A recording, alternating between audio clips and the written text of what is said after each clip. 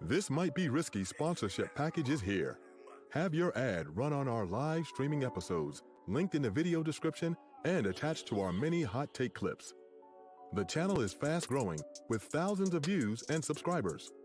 Don't miss your chance to grow your business on one of the fastest growing platforms on YouTube. Join the family today. This might be risky. Email us at thismightberisky@gmail.com if interested. Hashtag Indeed, hashtag do the right thing.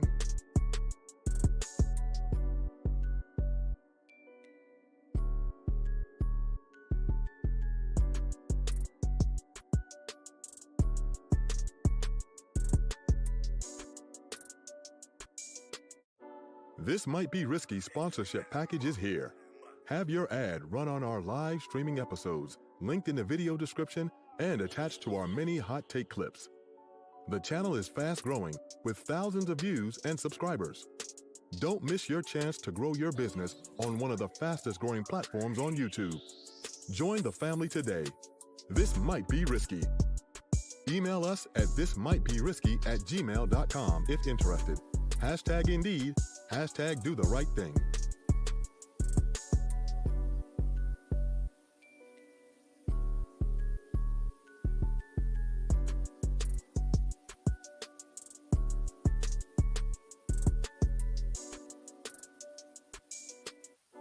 This might be risky sponsorship package is here.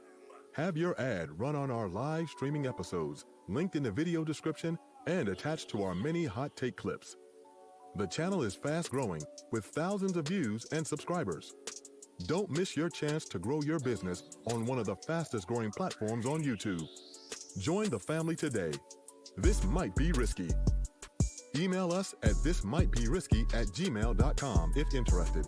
Hashtag Indeed, hashtag do the right thing.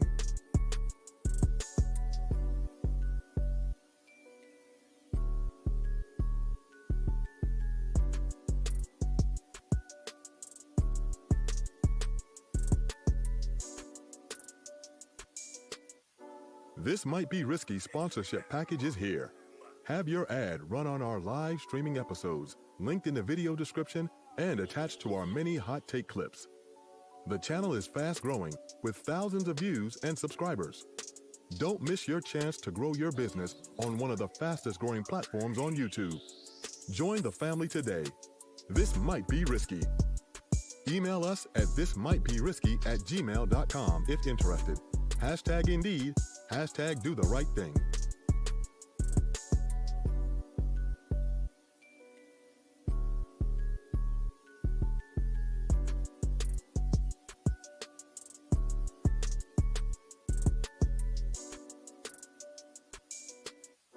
This might be risky sponsorship package is here. Have your ad run on our live streaming episodes, linked in the video description and attached to our many hot take clips. The channel is fast growing with thousands of views and subscribers. Don't miss your chance to grow your business on one of the fastest growing platforms on YouTube. Join the family today. This might be risky. Email us at thismightberisky@gmail.com if interested. Hashtag Indeed, hashtag do the right thing.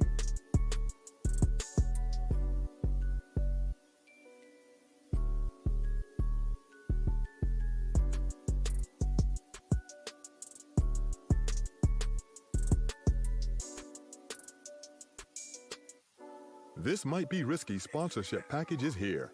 Have your ad run on our live streaming episodes, linked in the video description and attached to our many hot take clips. The channel is fast growing with thousands of views and subscribers. Don't miss your chance to grow your business on one of the fastest growing platforms on YouTube. Join the family today. This might be risky. Email us at thismightberisky@gmail.com if interested. Hashtag Indeed, hashtag do the right thing.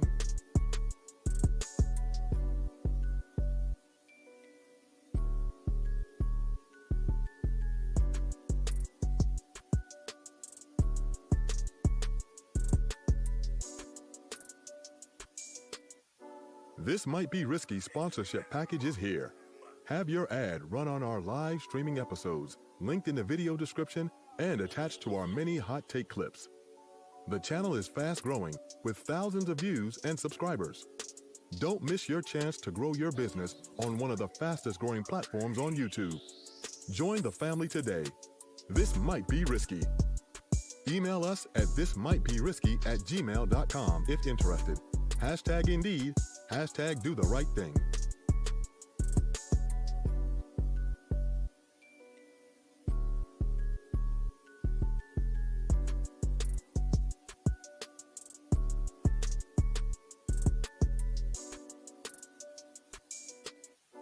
This Might Be Risky sponsorship package is here. Have your ad run on our live streaming episodes, linked in the video description and attached to our many hot take clips. The channel is fast growing with thousands of views and subscribers. Don't miss your chance to grow your business on one of the fastest growing platforms on YouTube. Join the family today. This might be risky. Email us at thismightberisky@gmail.com if interested. Hashtag Indeed, hashtag do the right thing.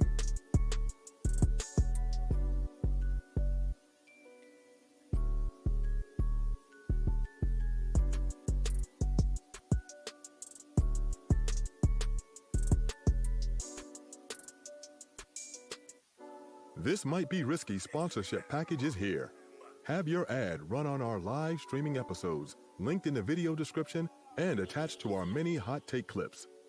The channel is fast growing with thousands of views and subscribers. Don't miss your chance to grow your business on one of the fastest growing platforms on YouTube. Join the family today. This might be risky.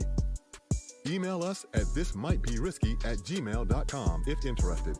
Hashtag Indeed, hashtag do the right thing.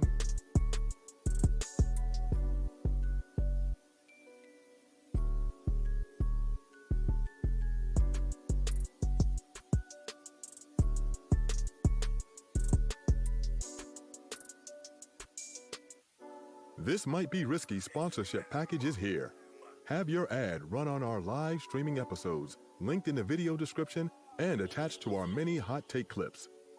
The channel is fast growing with thousands of views and subscribers. Don't miss your chance to grow your business on one of the fastest growing platforms on YouTube. Join the family today. This might be risky. Email us at thismightberisky@gmail.com if interested. Hashtag Indeed, hashtag do the right thing.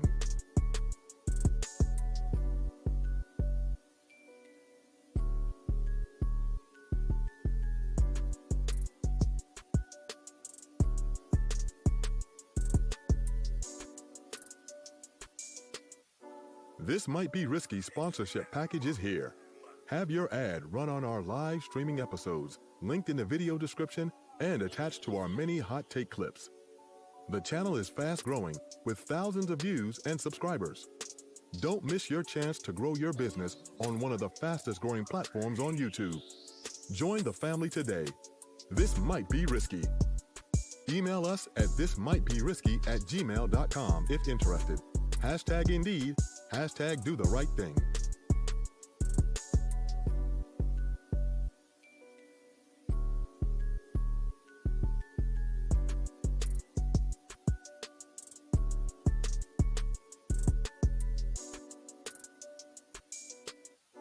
This Might Be Risky sponsorship package is here. Have your ad run on our live streaming episodes, linked in the video description and attached to our many hot take clips. The channel is fast growing with thousands of views and subscribers. Don't miss your chance to grow your business on one of the fastest growing platforms on YouTube. Join the family today. This might be risky. Email us at thismightberisky@gmail.com if interested. Hashtag Indeed, hashtag do the right thing.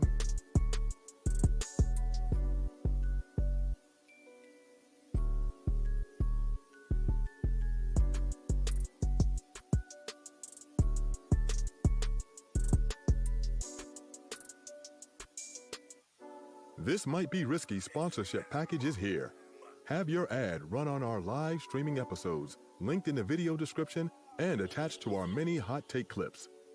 The channel is fast growing with thousands of views and subscribers. Don't miss your chance to grow your business on one of the fastest growing platforms on YouTube. Join the family today. This might be risky. Email us at thismightberisky@gmail.com if interested. Hashtag Indeed, hashtag Do the Right Thing.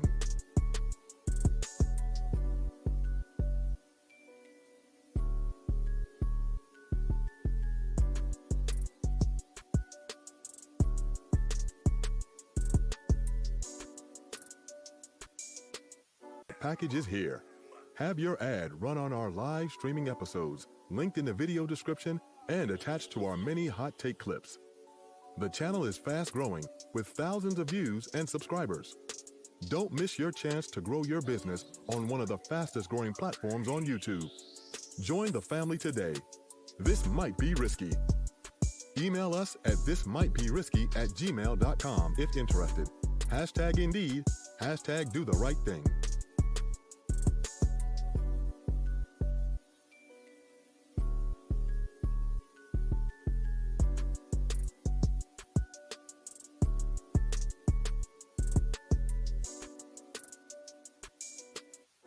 This Might Be Risky sponsorship package is here. Have your ad run on our live streaming episodes, linked in the video description and attached to our many hot take clips. The channel is fast growing with thousands of views and subscribers. Don't miss your chance to grow your business on one of the fastest growing platforms on YouTube. Join the family today. This might be risky. Email us at thismightberisky@gmail.com if interested. Hashtag Indeed, hashtag Do the Right Thing.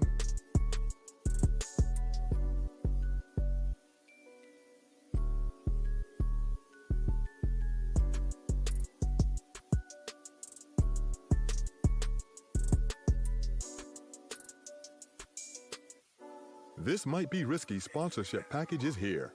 Have your ad run on our live streaming episodes, linked in the video description and attached to our many hot take clips. The channel is fast growing with thousands of views and subscribers. Don't miss your chance to grow your business on one of the fastest growing platforms on YouTube. Join the family today. This might be risky. Email us at thismightberisky@gmail.com if interested. Hashtag Indeed, hashtag Do the Right Thing.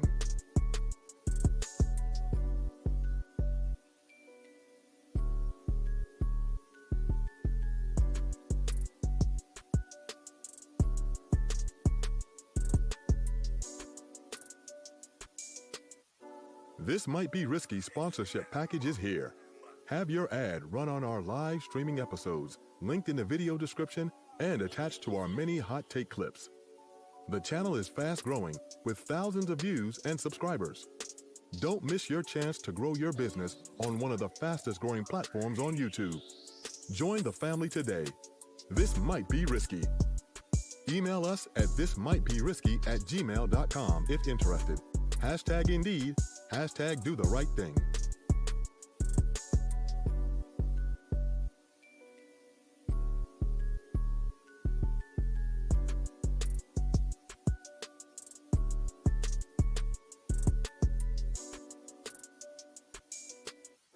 This Might Be Risky sponsorship package is here.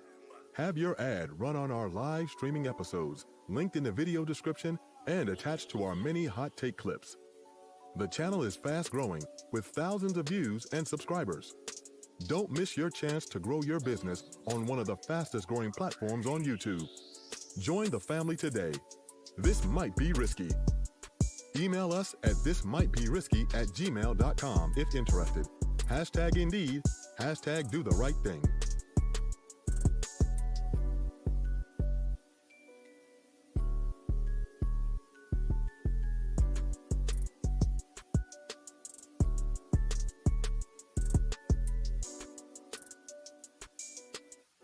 This Might Be Risky sponsorship package is here. Have your ad run on our live streaming episodes, linked in the video description and attached to our many hot take clips.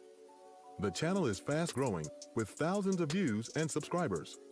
Don't miss your chance to grow your business on one of the fastest growing platforms on YouTube. Join the family today. This might be risky. Email us at thismightberisky@gmail.com if interested. Hashtag Indeed, hashtag Do the Right Thing.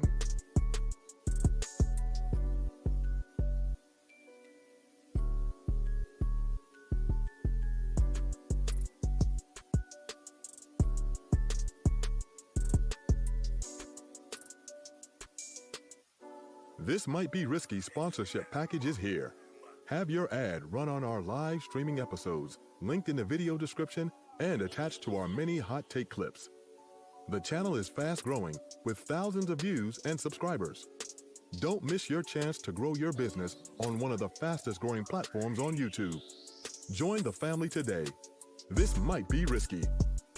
Email us at thismightberisky@gmail.com if interested. #Indeed, #do the right thing.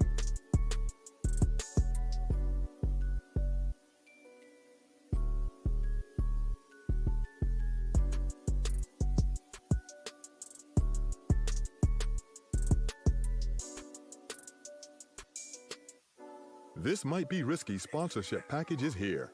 Have your ad run on our live streaming episodes, linked in the video description and attached to our many hot take clips. The channel is fast growing with thousands of views and subscribers. Don't miss your chance to grow your business on one of the fastest growing platforms on YouTube. Join the family today. This might be risky. Email us at thismightberisky@gmail.com if interested. #Indeed, #do the right thing.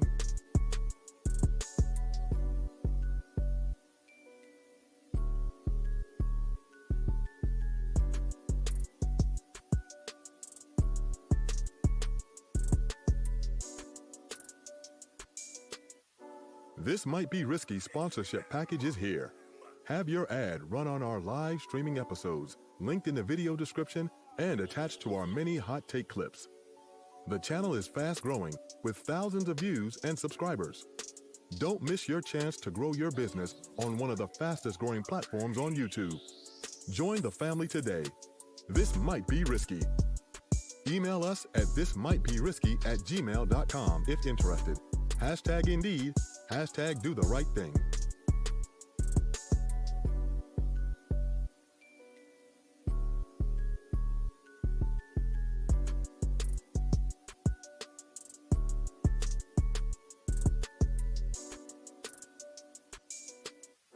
This might be risky sponsorship package is here.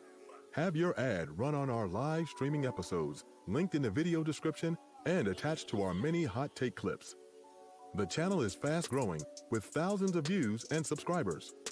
Don't miss your chance to grow your business on one of the fastest growing platforms on YouTube. Join the family today. This might be risky. Email us at thismightberisky@gmail.com if interested. #Indeed, #do the right thing.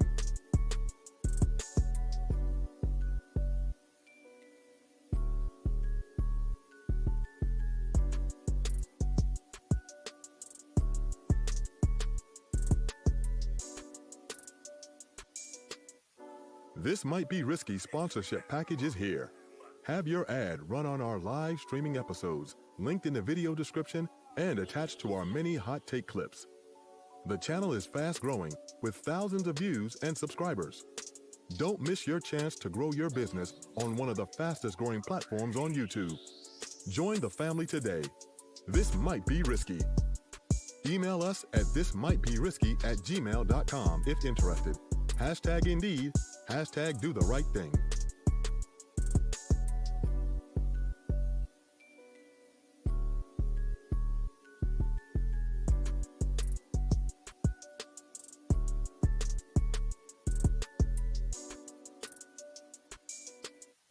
This might be risky sponsorship package is here.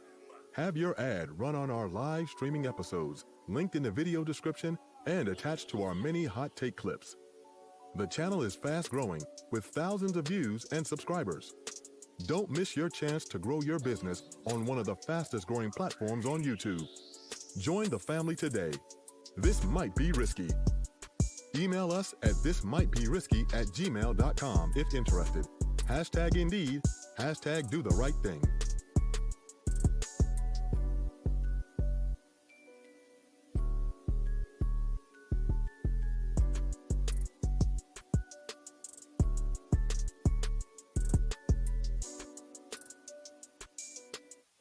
This might be risky sponsorship package is here. Have your ad run on our live streaming episodes, linked in the video description and attached to our many hot take clips. The channel is fast growing with thousands of views and subscribers. Don't miss your chance to grow your business on one of the fastest growing platforms on YouTube. Join the family today. This might be risky. Email us at thismightberisky@gmail.com if interested. #Indeed, #do the right thing.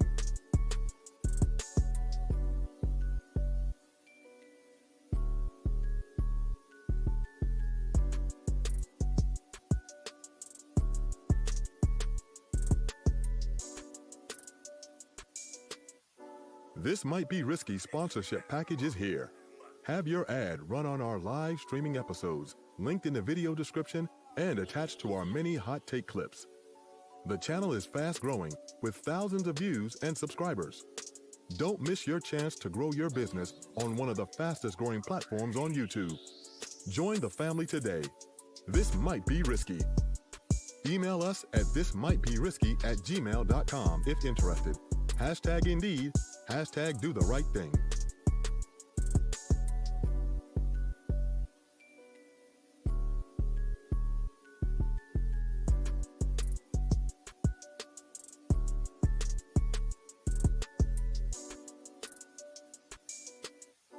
This Might Be Risky sponsorship package is here. Have your ad run on our live streaming episodes, linked in the video description and attached to our many hot take clips. The channel is fast growing with thousands of views and subscribers. Don't miss your chance to grow your business on one of the fastest growing platforms on YouTube. Join the family today. This might be risky. Email us at thismightberisky@gmail.com if interested. #Indeed, #do the right thing.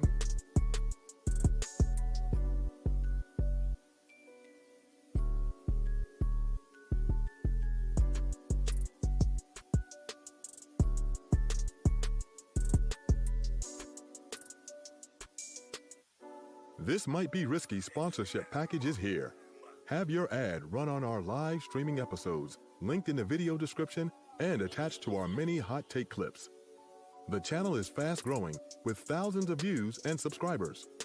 Don't miss your chance to grow your business on one of the fastest growing platforms on YouTube. Join the family today. This might be risky. Email us at thismightberisky@gmail.com if interested. #Indeed, #do the right thing.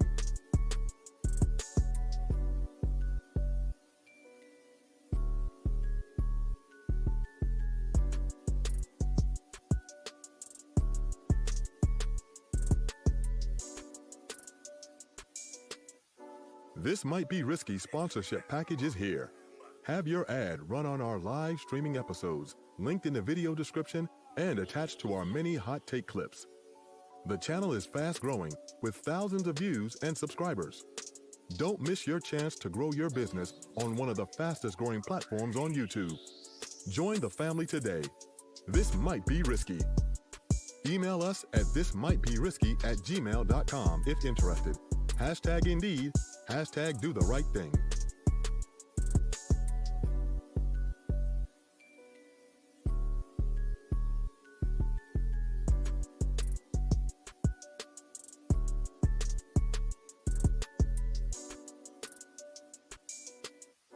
This Might Be Risky sponsorship package is here.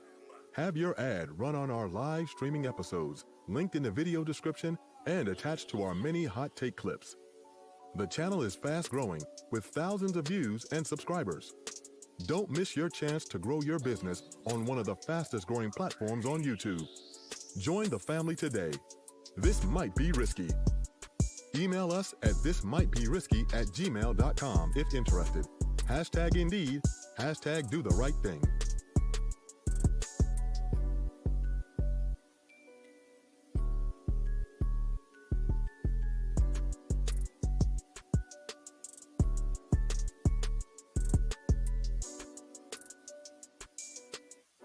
This Might Be Risky sponsorship package is here. Have your ad run on our live streaming episodes, linked in the video description and attached to our many hot take clips. The channel is fast growing with thousands of views and subscribers. Don't miss your chance to grow your business on one of the fastest growing platforms on YouTube. Join the family today. This might be risky. Email us at thismightberisky@gmail.com if interested. Hashtag Indeed, hashtag do the right thing.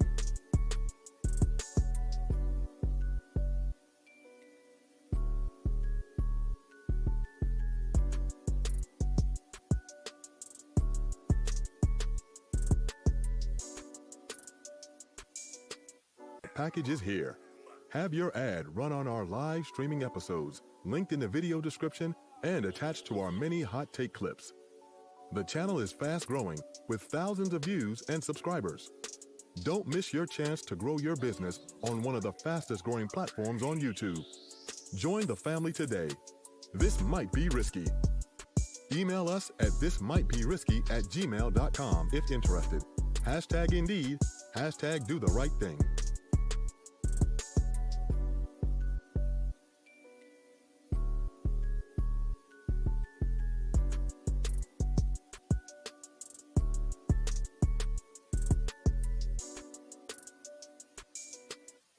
This Might Be Risky sponsorship package is here. Have your ad run on our live streaming episodes, linked in the video description and attached to our many hot take clips. The channel is fast growing with thousands of views and subscribers. Don't miss your chance to grow your business on one of the fastest growing platforms on YouTube. Join the family today. This might be risky.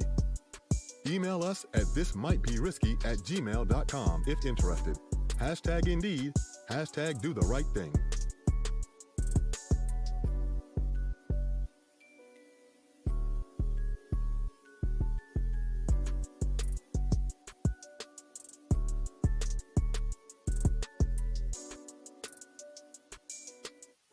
This Might Be Risky sponsorship package is here. Have your ad run on our live streaming episodes, linked in the video description and attached to our many hot take clips. The channel is fast growing.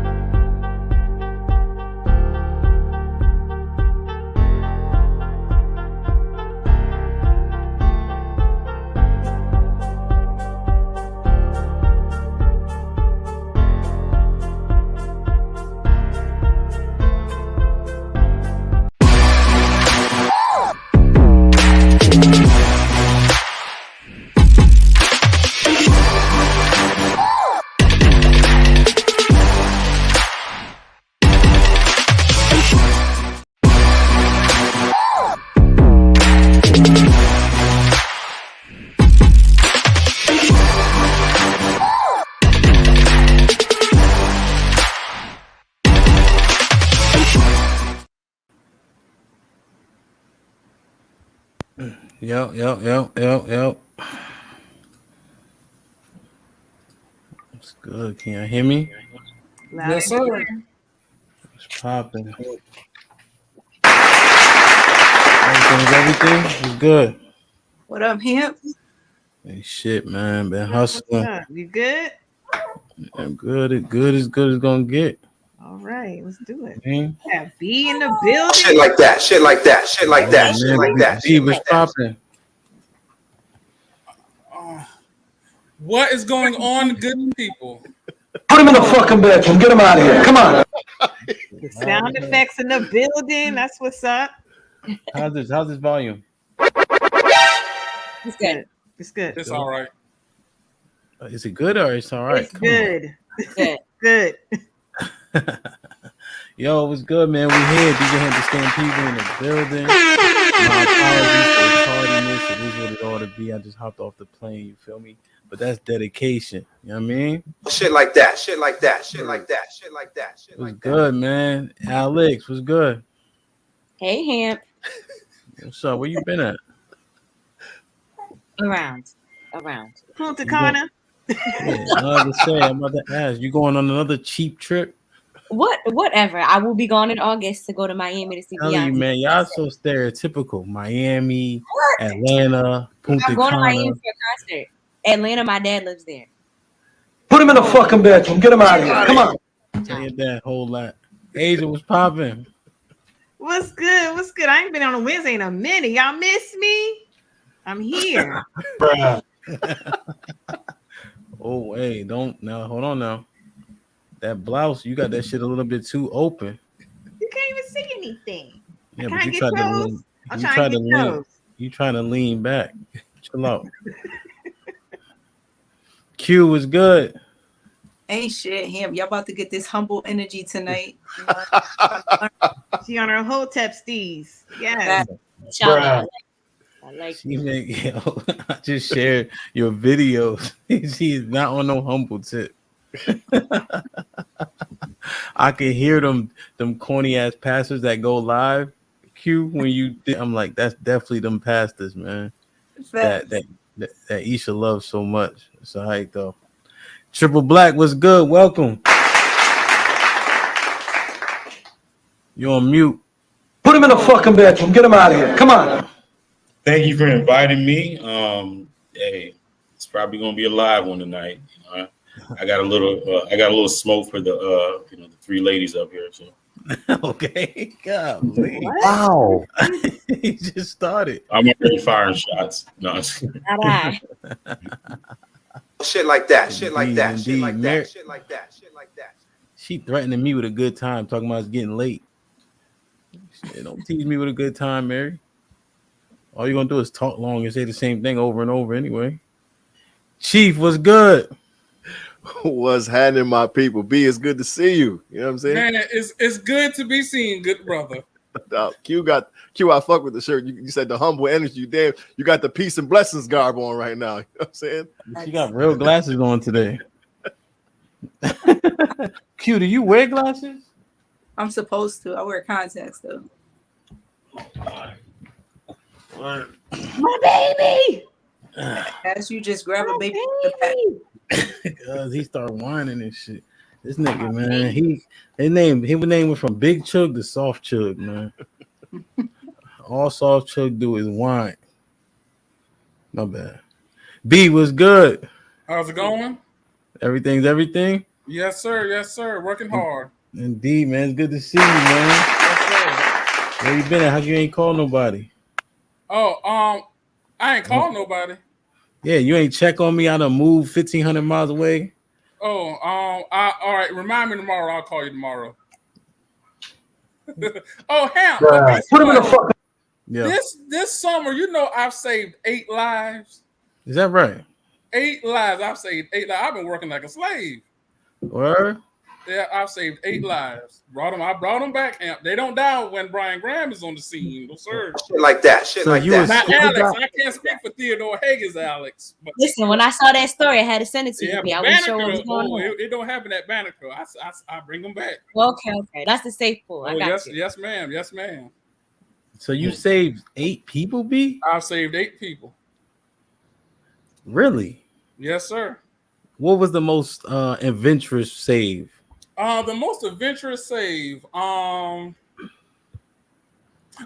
This one boy was drowning, and he ran in deep and he was drowning, and I got the tube and threw it to him. I wasn't getting wet that day. I said, "Catch the tube, motherfucker." I ain't getting in to save you. He caught the tube. Yeah, Wait. You're a lifeguard now? I'm a pool manager. Is a qualification of pool manager that you have to be a lifeguard? Absolutely. So that's a prerequisite? Absolutely, yes. Mhm. So what make you think you on a typical day you might not get wet? Pause. Well, listen, he was close enough to where I could throw the tube. He caught the tube, and I pulled him up to the But edge. you used the word drowning. Oh, he was drowning. So when you drown, you can come up to the surface. You can still come up. That still is drowning. It's one of the worst lifeguard stories I've ever heard. Yeah, are they allowed to get back in the water after that, or you tell them now you? Oh no, you done for the day. No, you don't get back. No, you done. I ain't gonna save you twice. Oh no, sir. Good God Almighty, man. Yeah. And then this one woman, she threatened to hit me. I told her, "Ma'am, listen, if you hit me, this will not go the way you think it is. Do not touch me. I am crazy as hell. I will lose my mind. Do not touch me, ma'am. Yo, you hear your Uncle B?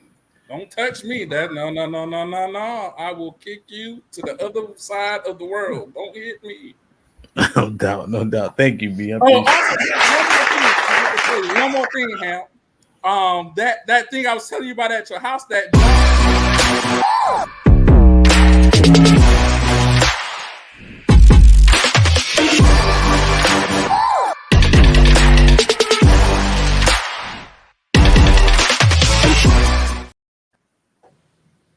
all I'm trying to do is say hi to everybody. You see, now you feel guilty because you ain't called me in 2 weeks. So now you want to talk to me exclusively.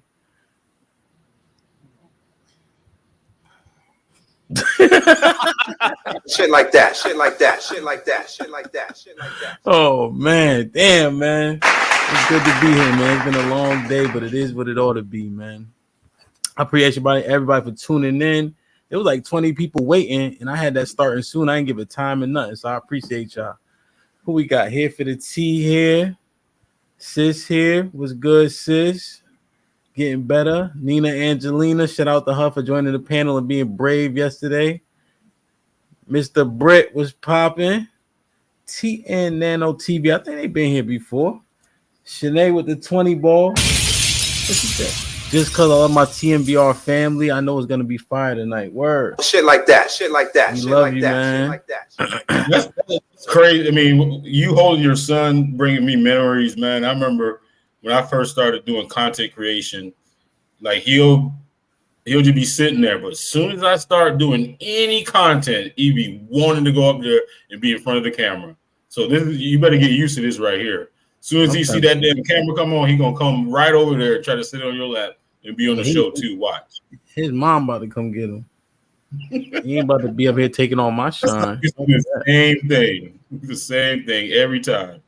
Word, man. Word. All right, so everybody good? Y'all ready? Mm-hmm. Yeah. All right.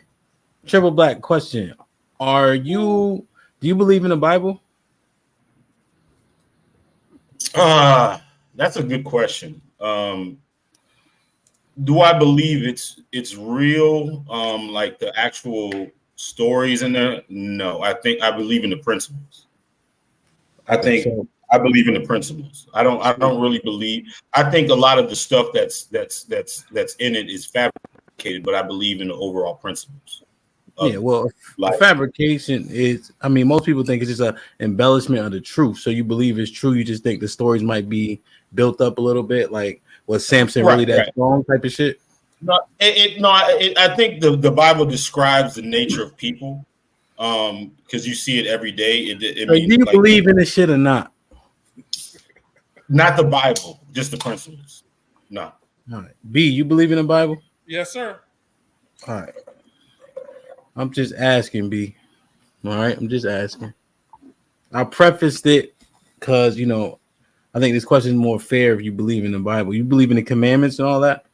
Yes, sir. All right. Would you rather have a whore of a daughter or a gay son?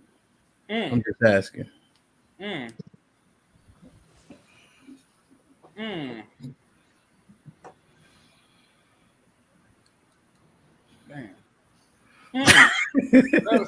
Wow. I'm just asking. Are you asking everybody that question? No. Okay. Come on, B. Wow. A whore daughter. You rather have a whore of a daughter? Absolutely. Why? Well, let's see here. Bruh. Because if she's a hoe, that ain't my problem. Hell, she just be a hoe. Shit. So if it's your daughter, she's a whore, it just is what it is. I mean, hey, listen. As long as she ain't bring no babies to my house, hell, don't make me no different. Shit, I can't control her when she's grown. So what she do don't reflect on you? It'll reflect on her mother because she's a female. So you saying that how she develops and comes up is only on her mom's? Because she would spend a lot of time with her moms anyway. What? Because she's a woman. She can only learn how to be a woman through her mother, not through me. Why y'all doing this to me? Are you going to be president? Okay, go ahead, Hemp. Are you going to be a present father? Like, what if you married to her mom and she come out as a whore? Well, listen, some shit I just can't help. I mean, she a hoe. What can I do? I mean, So you okay? So you saying that the son will reflect more on you or something? the son, absolutely, because see, I'm the daddy. I'm gonna be spending a lot of time. My son I gotta teach him how to be a man, Hamp. That's right. And can't no woman raise no man and can't raise no boy into being a man. So I gotta teach him discipline and structure. That's come from the man. Can't a woman can't teach a man how to be a man? That's gonna come from me. And the mama, she gonna deal with the daughter. That's right. I don't know what the fuck you talking about. That's right, Hamp. It don't make sense to you, but it makes perfect sense to me. But you haven't. You just saying that the daughter don't reflect on you. So if she's a whore, that's on her mom. Well, even if okay, so let's reverse it. Even if she is a whore and it reflects on me, it's different for men than it is for women. So, see, if a man's a whore, he's not going to be judged the same as a woman who's a whore. So we didn't say that though. I you have a whore of a daughter or a gay son. Which one are you picking? All right, I'm picking the whore daughter. Because of what? Because if she's a whore, then that's not a good thing. And the mama needs to fix that. It's the mama's fault. See, if my daughter's a whore, it got to be because of the mama, because I ain't no whore. I'm faithful out in these streets. So it comes from the mama. So you married a mom. So think about this. You with a mom that's a whore. And so therefore you with a whore. What are you talking about, bro? So disregard that statement. But what I'm just saying, it reflects on the mama, okay? You wanted me to choose, I chose. Okay, it reflects. It's her fault. Is she a whore? She need to go to God and get fixed. Who's that whore in the Bible? Listen, Jesus Christ! Put him in a fucking bedroom. Get him out of here. Come on. Mike, hold on, Triple. Mike, you with the $10 super chat. It don't make sense to you, but it makes perfect sense. All right, Triple Black. What say you about? I usually only ask one person. I'm gonna ask you though, because you're new to the panel.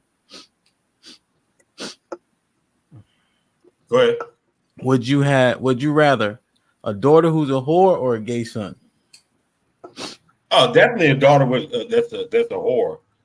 Definitely, without a doubt. I mean, because the thing, I mean, it's going to offend a lot of women, but I think women have more of an inclination, like a natural inclination to be a whore. Because the thing about it is I mean, we see it right now. What's going on? If you don't have any type of constraints, most women will be whores.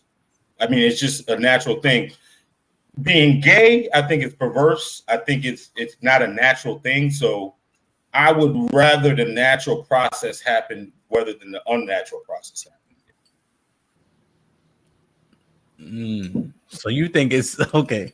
So it's natural for a woman to be a whore. Yeah, if you don't put any moral constraints or any type of constraints on any woman, their natural inclination is to be out there doing whatever. That's why, like in certain societies, that they put so much restriction on women because they know their nature. Their nature is to do that. I mean, they'll do that shit naturally. I mean, it's a survival net. So you're saying that like your daughter, if your daughter was a whore, you're saying she's apt to be a whore anyway. Correct. That's why, like, you have to put kind of constraints on women, or else they'll end up that way. But I wouldn't want my son to be. It's your daughter, though. It doesn't. I mean, you give me an option. I mean, the thing about it is, I think it's biology, and the other thing is perverse. It's just being gay is a perverse act. I mean, it's an unnatural act to be gay. That's just my conjecture. I mean, that's just what it is. It's unnatural. You know what I'm saying? I think those things are conditioned. You know what I'm saying? They're conditioned. I don't think it's a natural thing for a man to want to sleep with another man. I think it's something that's not. like engineered. You know what I'm saying? It just doesn't happen overnight. You know what I'm saying? There's some type of nurturing that happens within that it's abnormal. It's just abnormal. I'd rather have a natural, daughter, that has her own nature than a perverse or unnatural son, if that makes sense. You know what I'm saying? Okay. You have a natural act and an unnatural act. I'd rather the natural act. I understand what you're saying. No, Love, you want a follow-up crazy. question? This is crazy. No, what he's saying is for a woman to be a whore is more in her nature, and he thinks it's a I heard what he said. It doesn't make sense. And so so I think the whorish ways of men. So when men act as whores and sleep around with a lot of women, does that mean they're being feminine?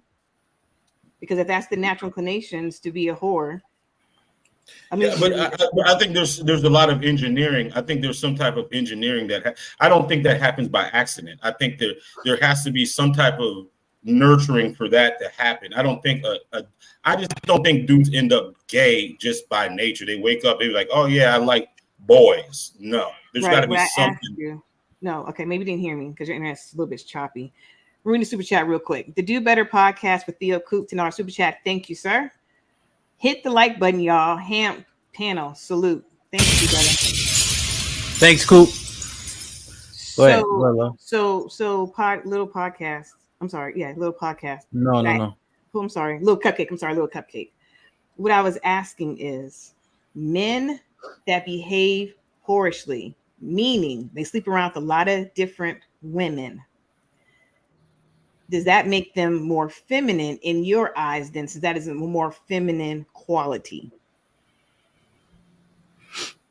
Men that sleep around, I mean, that's a natural, like the thing about it is if you put a man in nature and give him no constraints and give him access to a whole bunch of women, he's going to stick his dick in anything that he can. What the hell are you talking about?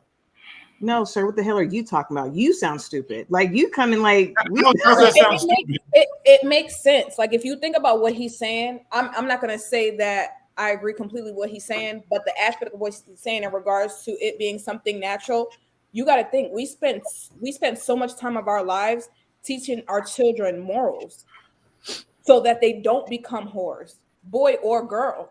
So I can get where he's saying like it's something natural, but we don't teach our kids don't be gay. I don't think it's a natural inclination. You shouldn't. We don't naturally teach our kids don't be gay. We teach our daughter. Well, you don't have a daughter. You don't have a daughter, right? You just have a son. Correct. So right. So I have a 17-year-old daughter. I teach her like don't get fucked up with these niggas. You know what I'm saying? I don't teach her don't be gay. But okay, I hear what y'all saying, and I'm still calling craziness and ludicrousness with this mentality. It is not the natural. I'm a female. It is not a natural inclination for a woman to be a whore. That is nuts. It's not about it being a natural inclination. It's about morals. It's about not having moral. You teach your children to have morals, correct? That includes lying. That includes not lying. That includes not stealing. I don't have a natural inclination to steal. I don't have a natural inclination to sleep around. I don't have a natural inclination to lie. That's not natural. You've been taught already. But even as a young child, like even if I wasn't taught, there are people in society that were not taught. That were not taught, that were not raised. I'm not agreeing to this. I don't care what nobody says. I don't care. It is not a natural inclination for a woman to be a whore. So you're telling me that you've never taught your son if you sleep with a woman, wear a condom? There's all these hussies out here. You stay away from these kinds, stay away from those kind. I teach my son to wear don't like men. Right? Because if that's a natural feeling for him, it's not. But if it's a natural feeling for him and he's attracted to men, I'm not going to say don't do that. I'm not going to say that. I'm not going to teach him to do that. So do you think it's natural for a man to be attracted to signs of fertility, like breasts, hips, and all that? Do you think that's a biological, natural thing for men to be attracted to that? For some Yes or men, no? but not all men, no, because there are gay men that are not attracted to females. Most men. But let me say this, because we can't sit there and say most, because as we know, there are men that aren't necessarily attracted to women that are attracted to men naturally, but they based on what you know though, right? Because that's a speculation. So based on what you know, are most men attracted to women? I can't answer that. Honest to God, Hamp, I can't, based on the numbers though. You only have the numbers to go off, right? Yes. The men that you frequent around are most of the men that you know gay. I know a lot of gay men too. I'm saying, are most men you know gay or straight? I'm being very honest with you. A lot of men I know are gay. More you saying most men you know are gay than straight? Yes, I have a lot of gay male friends. I thought you knew that. I have a lot of gay male friends. A lot. My thing is, where do you think the whole the only argument I'm making is if you look at the background of how they ended up gay, there's usually some type of event or something behind that. If you look at a lot of those dudes that are gay, they're either were molested or some type of childhood trauma happened to them. I don't. That's the same. Talk to these men before. Go ahead, Alex. I think that's the same thing with women who are promiscuous, right? It's because something occurred 9 out of 10 times. There was some type of sexual trauma or abuse that happened early on. Right. And I think it's bullshit that what y'all are saying as men and saying that it would bother you more if your daughter was a whore. I feel like if any... And no, they didn't say that. They didn't say that. I would rather which one they would rather. They would rather. My apologies. But I feel like even with that, if the father is in the daughter's life, would it not be on you? Like, would it bother you more because you would feel like a failure as a father because you didn't do something you were supposed to do to protect your daughter from being promiscuous? Are you asking me the question or are you asking B the question? Yeah, you and B. No, I mean, I just explained my position. I think the gay act is an unnatural act. I just think it's an unnatural act. It's just unnatural, and it's very perverse. Is natural? Say what? And you think being sexually promiscuous is natural because of that? I think that's what he said. No, I think if you gave a woman like unmitigated, like just complete freedom, that's what he said. Yeah, that's what he's saying. It's natural for a lot women. of them would end up being promiscuous. It's just because of your nature. Boundaries. If you had no boundaries, I think naturally you probably would. Yeah, that's what he said already. What's going on right now? If you're not judged for sleeping around, what would stop you from sleeping around? When it comes to sex with women as a whole, in general, or if you want to pull out statistics, whichever, women use sex is emotional for women. When you have women who are, yes, there's the sexual liberation, and Hamp always brings it up and so forth. But what got a woman to that point?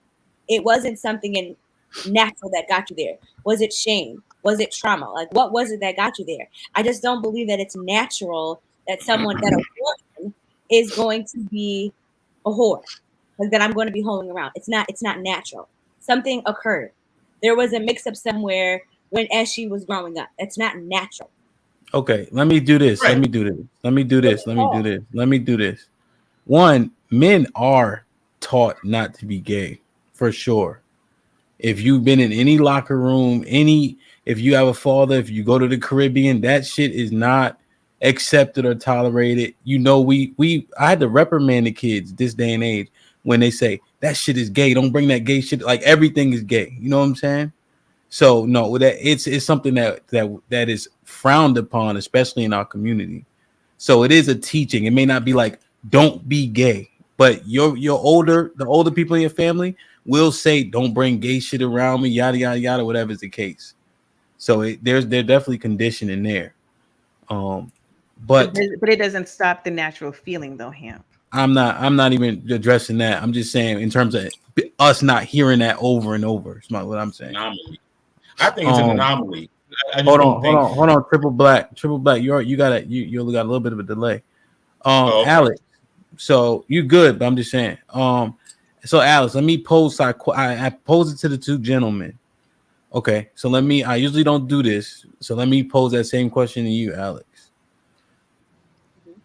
Would you prefer a whore of a daughter or a gay son? Which one would you choose? I think a gay son, because that seems more natural to me than my daughter being promiscuous. That tells me something happened. Okay, so you're saying your daughter sleeping with men, multiple men, is less natural than your son being gay? I think so. But I also believe that some people are born gay. That there are people, not say some, that there are individuals who are born gay, in addition to some individuals having trauma that has steered them away from what society or we deem as being natural as the masses.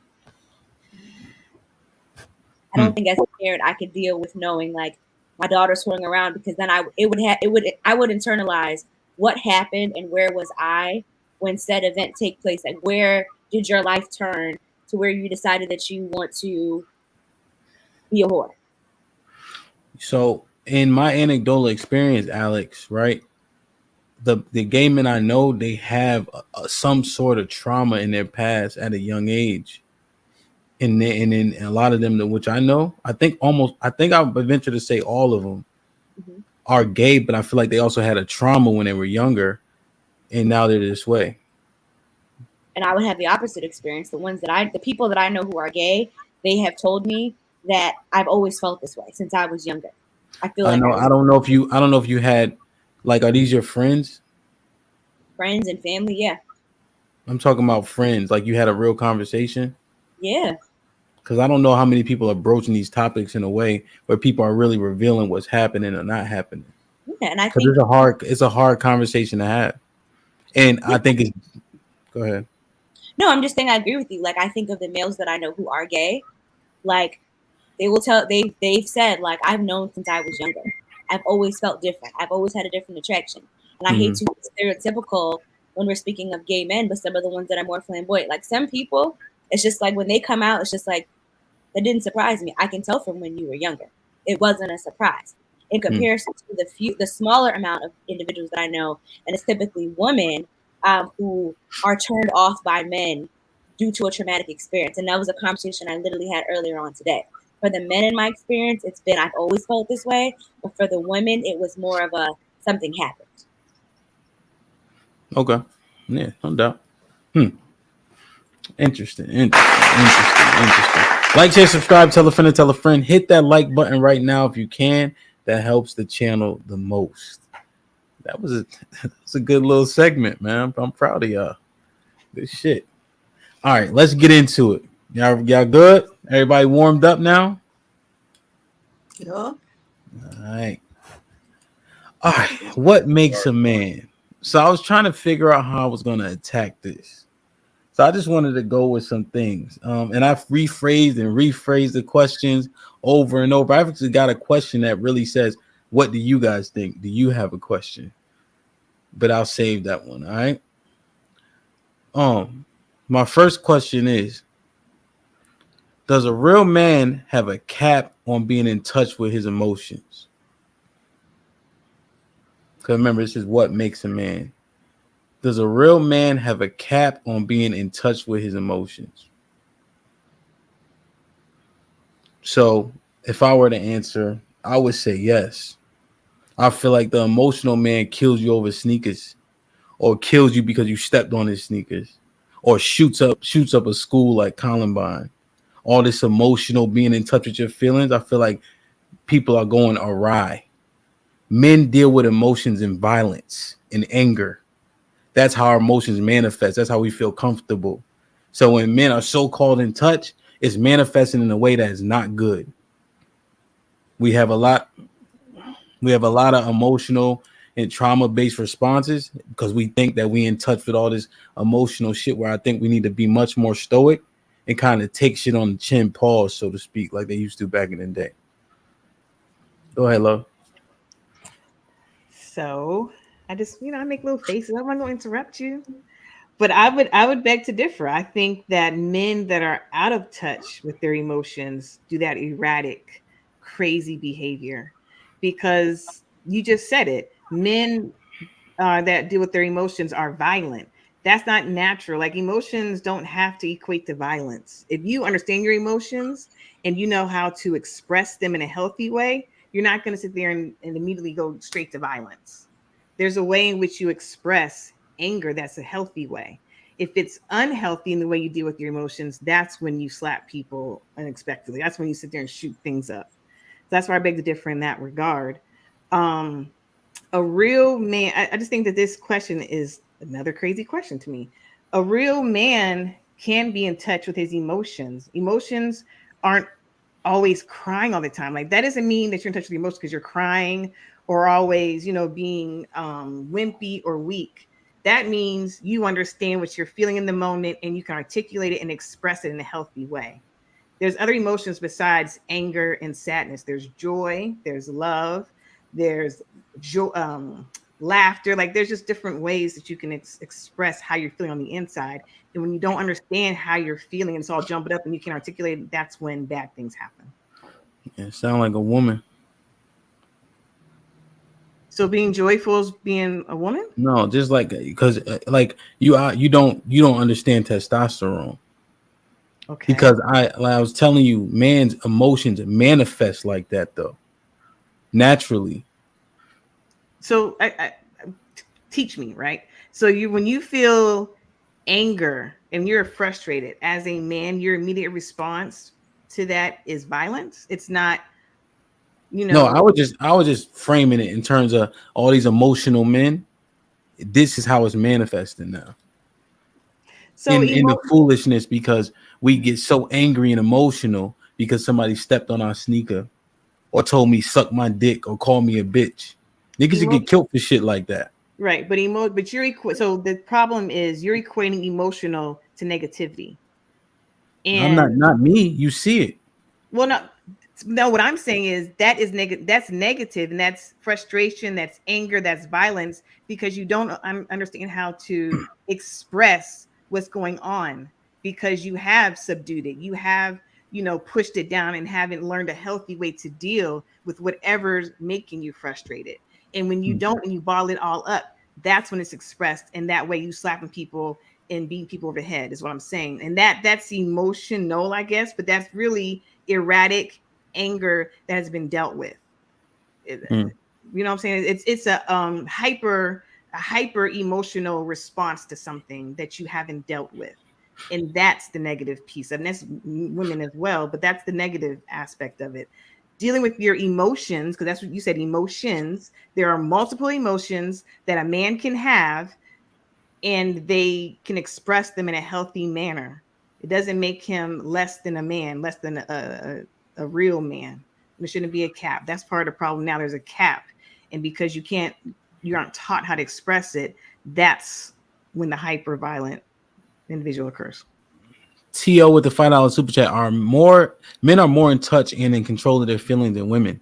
But when men lose control, it's bad. Chief, Love said, I want you to give an organic thought. But she said, that's what makes it so bad now. But I feel like men are much more emotional. I hear people talking about therapy all the time now, where men are more in touch. But I feel like we are, even our women say it. Men of today ain't shit. We ain't like the men before. Go ahead. So to answer your question, excuse me. Does a real man have a cap on being in touch with his emotions? I say yes, until he's able to regulate them.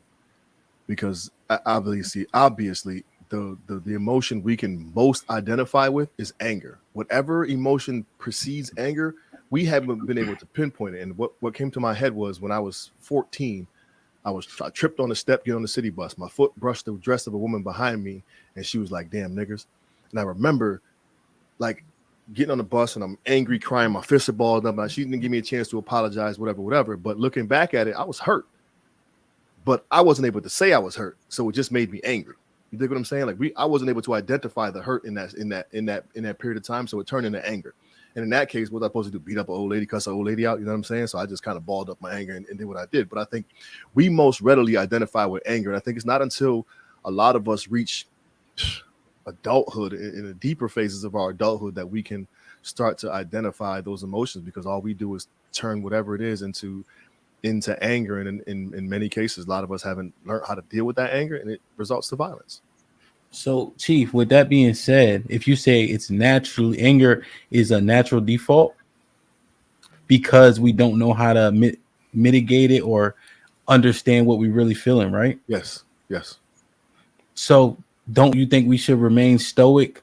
All this emotional shit, if we don't understand it and anger naturally manifests, we need to be taught how to stay stoic and maybe just deal. Do you think it's better for us to remain stoic or to be given lessons at a young age and how to deal with some of these emotions and be able to communicate through these emotions so we can therefore learn how to process in that? You dig what I'm saying? Because so we taught be angry, put on some pads and go run a nigga over on the football field, versus more suitable or positive ways to handle those emotions and able to identify that shit. You know what I'm saying? So I think.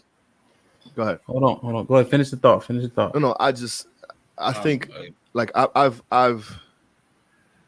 It's tough because I'm thinking of my son. We in like the scenario comes up as he lost in the game of musical chairs. Little motherfucker was pissed, real mad. And he was mad and he started crying. And I'm like, Major, why you crying? He's like, cause I'm a wimp. And I'm like, nah, you a competitor. You know what I'm saying? And you don't like losing, so therefore you got to get better at the game. So it was just, it's just different. But again, he couldn't identify what it was. He started talking down to himself, and again, he was angry, crying, stomping and doing all the other shit. So we kind of processed on what the emotion he was feeling. So I think I don't know if I would have, I didn't instruct him to kind of be more stoic and chalk that L up. You know what I'm saying? It was kind of like, okay, you in the middle of that shit, process, understand what it is. You don't like losing, get better, motherfucker. Like, you know what I'm saying? But does that, yeah, that's musical chairs, but you know what I mean? Like, yeah, but losing is losing. But you just said, hey, you got to get better at musical chairs, whatever the case is. The anger is still there, though. He's still gonna get mad when he lose. He just gonna get better so he don't lose. Right, but what I did was tell him, like, help him process through that moment. Like, ain't no point in getting mad. It's a game. You know what I'm saying? Now you got to understand what it is. You're a competitor, so now in order to prevent yourself from getting angry, get better. Okay, that's fair. True Impact with the $5 super chat. The so-called trauma happened because they were already attracting it prior to the so-called trauma. The trauma is an excuse because society accepts it. I think they might be talking about the last conversation. Okay, about being gay or whatever, right?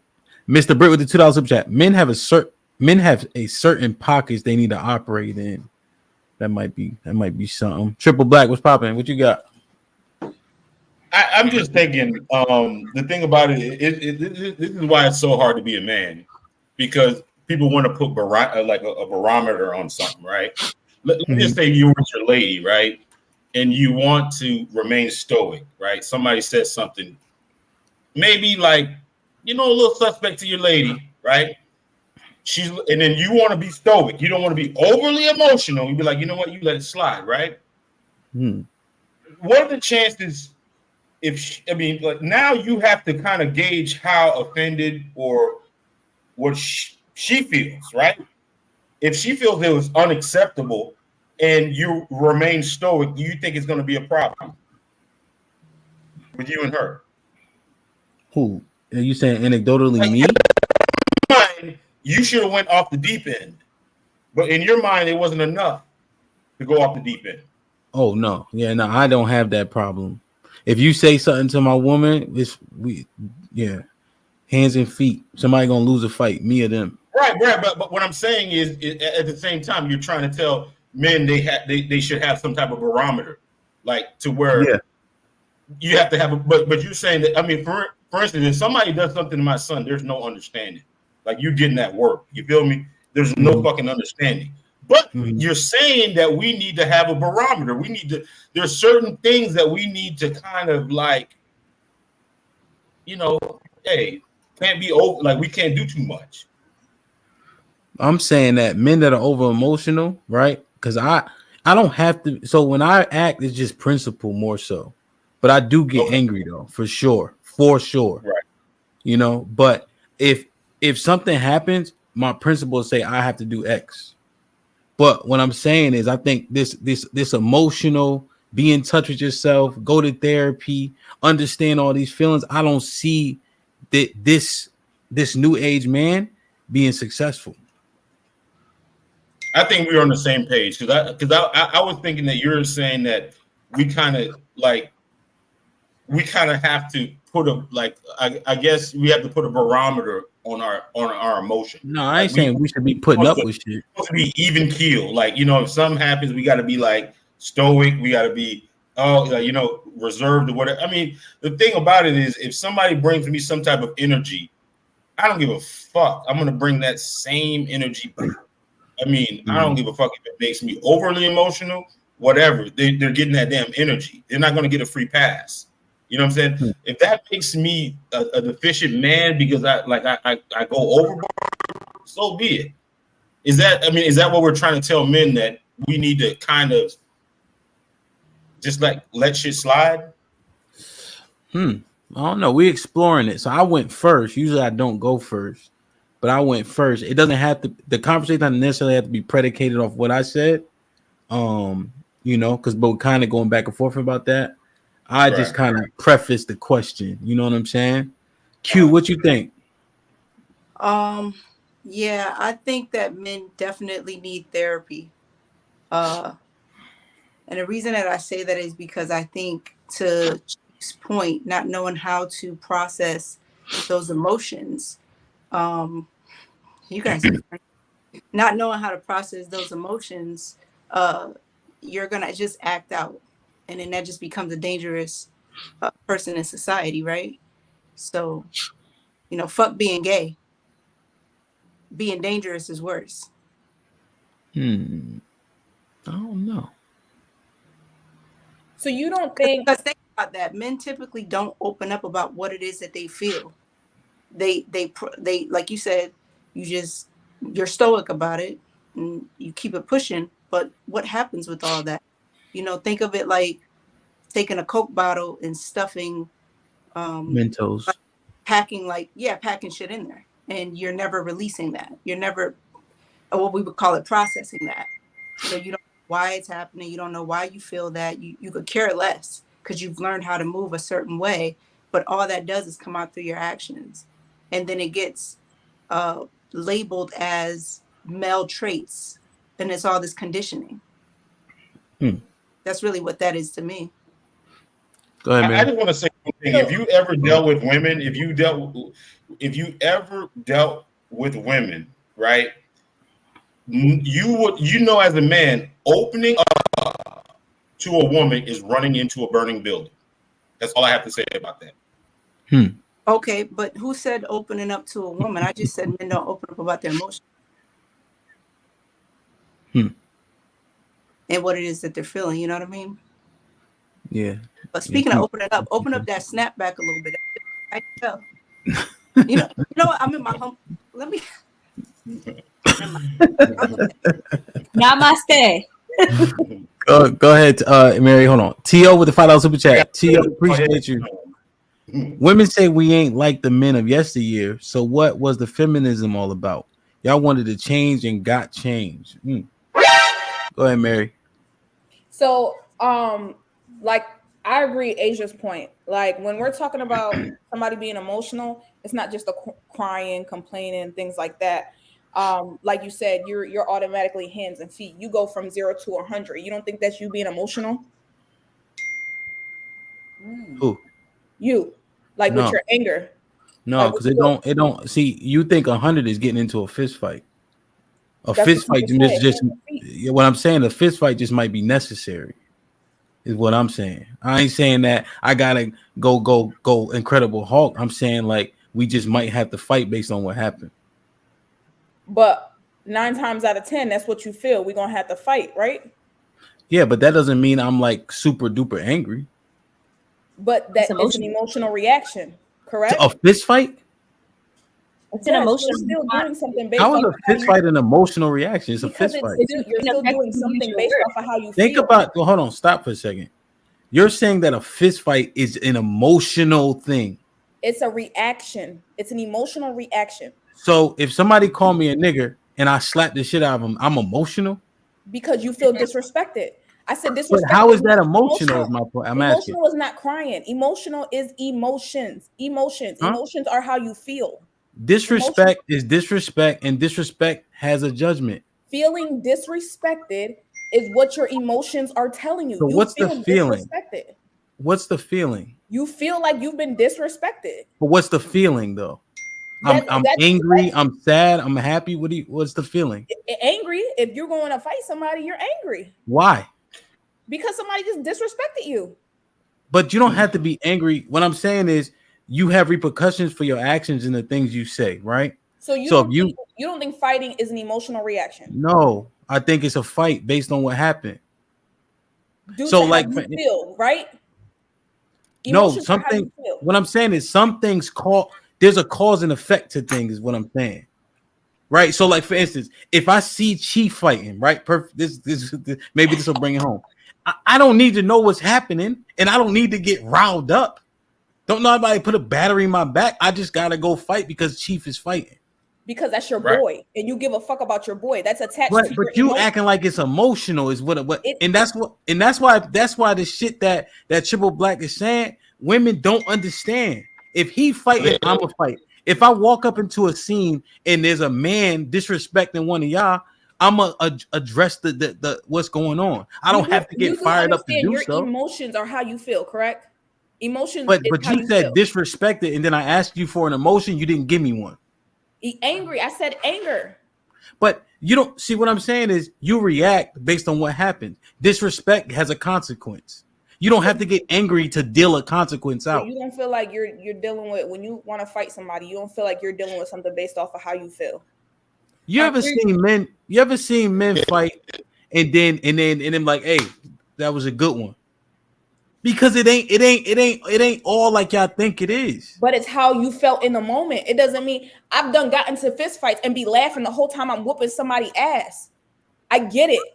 I'm not as mad as you. What are you talking about then? I get it. I'm saying I get it. I'm saying it's not always attached to something emotional. I feel like you guys are wrapping emotions around somebody crying and shit, or somebody being sad and shit. Go ahead. But I believe what Hamp is speaking more so is principle. Like if I see Hamp in the fight and I'm in that vicinity, my emotions is going to say fight. It's just a natural reaction, just a natural response. Because you care about him. That's your boy. Right. But that's what I'm saying. He's talking about principle, and what y'all are talking about. But what I'm saying is there's feelings attached to it. Regardless what choice you make, there's a feeling attached to it. No, it's not. No, that wouldn't be a feeling, though. No. You don't understand male politics. I could be at a goddamn store, right? And somebody come up to me and like, man, you know what? Let's run this goddamn fade. I'll be like, all right, let's go. Boom. Let's go. I mean, I don't have to know him. I mean, it's just male politics. We can shake hands afterward. It's just, if I see somebody like we play. I think y'all all play football. I'm saying outside if I see somebody hit my quarterback, right? I might. I mean, that could be my goddamn cousin. I'm gonna do something to him. You know what I'm saying? I'm saying outside of y'all playing. I'm saying outside of y'all playing. Like exactly what Hamp said. If you disrespect my wife, it's hands and feet. You don't think there's emotion behind that? You don't think there's emotion behind that? We gave several scenarios. It's principle. Well, it's principle. You don't like you asked a question. Go ahead, Q. Where all the bitch ass niggas come from then? Because y'all talking all this shit, and I respect you guys, right? But it don't be showing. There be a lot of dudes that what's your name, sir? Triple Black. That if a nigga want to run a fade on you going into the store, they not gonna run it with every nigga. Nobody got hurt like that. I see that shit constantly. So where do them niggas come from? We talking about real men, Q. That's the conversation. What makes the man? All right, so now we're talking about 5% of people, less than 5%? Maybe. We just saying what makes a man. We ain't trying to qualify how many are men. We can get to that. Okay, so you're not speaking about males. So maybe I'm okay. So just no, we're talking about men. Yeah. That's small. Okay. My thing is just clarifying what you mean by capping on emotion. You talking about niggas crying, or you talking about all the other emotions? I didn't even mention crying. But I'm saying that's what most of the conversation was based off of. Somebody, like a man showing some type of crying or whatever. Who said that? Only person that said crying was love. I'm saying the scenarios. But the scenario was simply cause and effect. Okay. I mean, the scenarios we gave. Go ahead, Alex. But I think y'all are, instead of crying, y'all response may be to fight. Yeah, that's your emotional response. reaction. You've never been in a situation. You see, and I'm not a man. Here, but you being not a man is showing. Right. Because listen, I'm not a man. Go ahead. I'm not a man. But just from hearing the conversation outside looking in, that is an emotional response. You spoke earlier how these men, they're emotional. So what are they doing? They're shooting up the school because they got frustrated. Instead of fighting one individual, instead of boohooing in the corner, I'm going to just take it out on everyone. It's not the same thing. That's not the same. It's emotional. It's how but what you're saying is emotional. What we're talking about with Mary is not the same thing. There's extreme measures to it. What you're saying isn't. Let me say it one more time for a woman who don't understand what men, how things manifest in men. What you're saying is emotional. The examples I gave you and what we're talking about with Mary are not the same thing. Go ahead.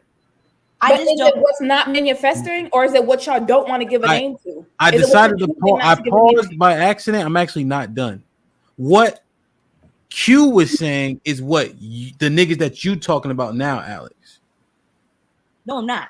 Because again, it is your emotional response to instead of using your words to talk things through and to pause for a moment and to process, you decide, okay, you know, we're gonna fight. What makes words so highly rated though? You told a scenario earlier today. So let me ask. So you said your words, and then everybody calmed the fuck down. So you could have chose to go when you told the airport. So you made a choice. You had a decision. You said, okay. What were the words? What were the words? Whatever you said at the airport, like I should whip your ass. Whatever what you said to me, right? You had a choice. I said, stop before I slap the shit out you. Okay, right. That's so a different type of word, though. But Ham, you made a decision. It's the same thing. Like it's an or else, though. Instead of having an initial reaction to I'm gonna whoop your ass, you decide I'm warning you, right? I'm stopping, and I'm using my words to tell you this is the possible reaction. This is the possible because of this cause. This can be the effect of it. Yeah. So it's the same thing. You either initially react, I'm just gonna beat you up, or chose to use your words. You warned the gentleman. What I'm saying is, you think words are so highly rated. There's sometimes there's no room for words, right? If it's dealing with your wife or your children, if somebody does something to them, there's no room for words sometimes in those situations because of how you feel, right? Depending on how you feel, to your emotions. Well, somebody else tell them it's principle. They can't hear me. But we're going off topic, though. I think we're kind of going off. We hear you. We're not going off topic. It's just you're we trying are. to. Like I said, we are because the example that he was talking about earlier and what I was addressing earlier is a little bit off topic. You're talking about hyperbole in extreme situations. If someone disrespects your wife, or not extreme. It is because if your wife is in danger, Pam, come on. You said disrespect. Now you said in danger. So what are you talking about? The same. Okay, fine. To me, it's the same thing. She felt disrespected because she was in danger. What are you talking about? In danger. Okay, I'll get closer to the microphone. The disrespect. No, you're now you conflating things. Don't try to build it up to make your point. Are you talking about disrespect? Or are you talking about danger? Are you talking about disrespect? Or are you talking about danger? Can I talk? Well, which one are you talking about? Because you said both. Danger. All right. Well, say danger then, and then leave out the disrespect. Go ahead. I did. Go ahead. Thank you. You're talking hyperbole. You're talking in extremes. If your wife is in danger, see, you tried to slip it back in, but I'm not letting that slide. Nobody's talking in extremes, is what I'm saying. Ham, I can't get my question out. Well, stop saying dumb shit, and I'll let you get it out. You need to let me get it out. All right, go ahead. Go ahead. My bad. Go ahead. Got me hollering on this microphone. Don't let him take you there. And he did. Dang it! I was doing so good. If your wife is in danger, then of course there's no chance. There's no room for words. Immediately you spring into action. We understand that. But like Alex said, in a very good example, you used your words. You used the right words. You didn't immediately spring into action. You use your words. And so because you thought about the consequences, one really that serious, you let them men know this is a warning. And that's the importance of words. Because you asked what's the importance of words. That's the importance of words. It gives a warning. And so therefore you ain't as, thank God, as tick, tick, boom and pop off as maybe you used to be, praise the Lord, because now you have a family. Who's opening the door? That's scary. Hey, everybody can see you. Say hi. You look like a treasure trove. Good gracious. Hey, girl. Hey, Chinese. Anyway, but you get my point. Y'all done got me all off kilter. Let me get back to my quiet voice. She crawling and shit. This is embarrassing, man. Get your ass out the room, man. God damn. Put him in the fucking bedroom. Get him out of here. Come on. Chief, you got something on? I need. What you? I mean, sometimes you got to beat a nigga up when he get disrespectful. I mean, shit like that. Shit like that. Oh man, interesting. Like, share, subscribe, tell a friend to tell a friend. Hit that like button right now if you can. That helps the channel the most. Yo, that's I don't want it because I feel like we can belabor that and it's entertaining too. But I want to get to some others. Man, I stay giving Alex the business, man. Shit like that. Shit like that. Like, no. What I'm saying is this: no, you're not accurate. Be clear, you're not accurate. Hey, make sure y'all hit that like button, man. Moderators, please continue. What's a like that? Somebody let me know if you don't mind, man. Watch your mouth, fam. Just want to say on Alex's behalf, watch your mouth. We had 30. You said what now? 30. 30? We got 60 people in here. We had 30. Come on, y'all. Come on, man. Show us some love. Roz Girl was popping. I wish my moderators as good as Roz Girl. Nina. Mr. Britt. Stacks. All right. So this kind of popped up. My bad. This kind of popped up. So I wanna ask this question. Does a real man have an aptitude for violence? Does a real man have an aptitude for violence? Yeah, I was working on that plane. I want to fuck. Wow. Because I want to say some shit like we have an aptitude to protect the ones we love, and if violence is what we have to resort to, then so be it. But you and I both slap people for less shit than that. Wow, bruh. So fuck, you gotta bite the bullet, fellas. We do, because we are not taught how to regulate our emotions. We don't get those gems until we've made a severe mistake at depending on what age, but until we've made a severe mistake based on how we reacted in our emotional state, we don't learn to take a look and regulate some of that shit. Or some niggas just don't learn it and they just think popping off is the way to be. So to answer the question, yes, unfortunately, we do have an aptitude for violence. No, does a real man? Man. I think so. Maybe I should have put. Sorry, maybe I should have put. Does he need to have an aptitude for violence? That's what I meant. My bad. Yeah, because he can't be afraid for shit to get out of hand. Like you don't want it to, but you got to be prepared for it. You can't never be like, I'm not afraid of shit and getting out of hand. You know what I'm saying? So you got to kind of brace for that. I think at my state now, the first sign of violence, I mean, my spidey senses start tingling, and I remove myself from the premises if I can. If I feel like some shit's about to go down, I just leave. Even in like some shit directed at me, if I have a chance to leave, I don't have a problem turning my back. If a nigga get too close, it is what it is. But I tend to like my thing now is just leave immediately. First sign of discomfort. Now I'm out of here. Same for me. So if we role play, whatever the case is, I'm one of them niggas who you stepped on my boot or my shoe. I just got these wheats. You know how that go. I shouldn't have worn them, but I wore them anyway. You step on my shit. Yo, you good? Oh, my bad, fam. I apologize. I didn't mean to step on your joints. My bad. No problem. Yeah. I know it's bad. Just making sure you good. You feel me? Yeah, I'm good. Slap the shit out you. All right, not on your best day would you do that. Put him in the fucking bedroom. Get him out of here. Come on. Yo, Chief.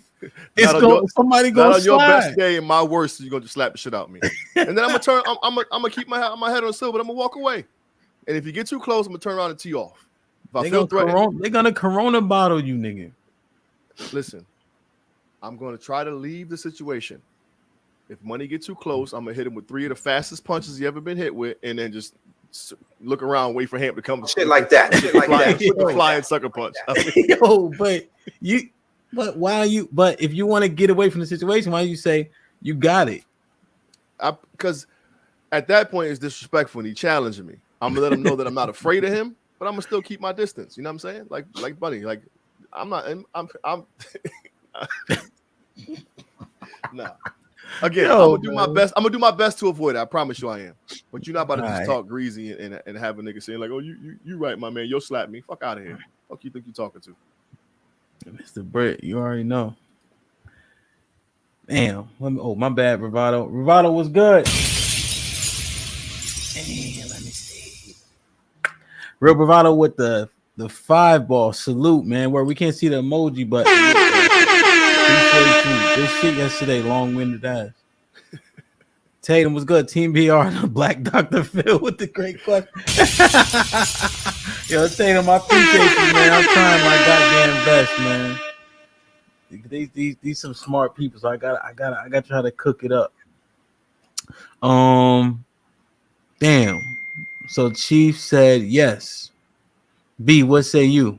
Yes, I would say that a real man would need the aptitude for violence. Because back to what Chief said, at any point in time, anything can pop off. And I just believe that also is just a natural instinct for a man to just have a little bit of violence in him.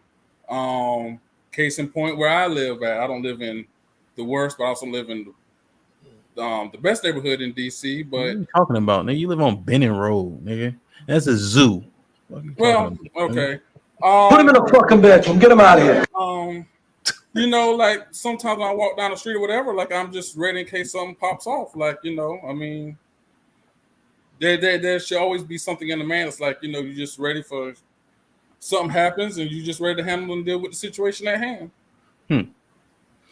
Let me ask some of the woke people. Alex, Love, what do you guys think? Come back to me. This nigga, man. Bruh. Go ahead, Love. I'm actually going to say, because the definition of aptitude is, you don't look brown at all. It's funny. Is the natural instinct or the ability for violence. And so, yes, in order to protect, like Chief said, who you love, and, you know, those are looking up to you for protection. So you need to have that natural instinct or ability for violence, for protection. But I want it to be controlled. And that's the part of, you don't want to just have an uncontrolled, unhinged person going around inflicting violence. And that's the problem. And so we want to be very careful in how we say these things and how we deliver these messages. Controlled, in control of your faculties is very important, because there's a lot of niggas that's locked up in jail because they weren't in control. And that natural aptitude for violence got out of control, and now they're doing 20 plus. Is there? You think some people may? Is there? Are there good reasons to go to jail though? Absolutely.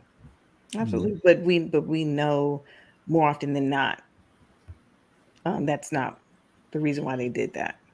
The good reason to go to jail, of course, if someone's something to your child, absolutely. You're going to exact revenge on that person who's something to your child. Okay, that's a natural instinct. Like, even for me, I would do that. But I'm talking about the uncontrolled, unhinged is what I'm talking about. Okay. What you think? Anybody else? Do men need to have an aptitude for violence?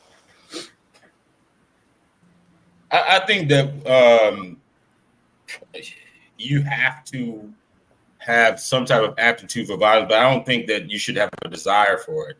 Because I think part of being a man is being a leader, having integrity, and having those type of attributes. If you're a person that's always looking for something, I attribute violence as negative. And I think if that's something that you desire, I think that's a detriment to you as a man. I think that's a really detriment to you as a man.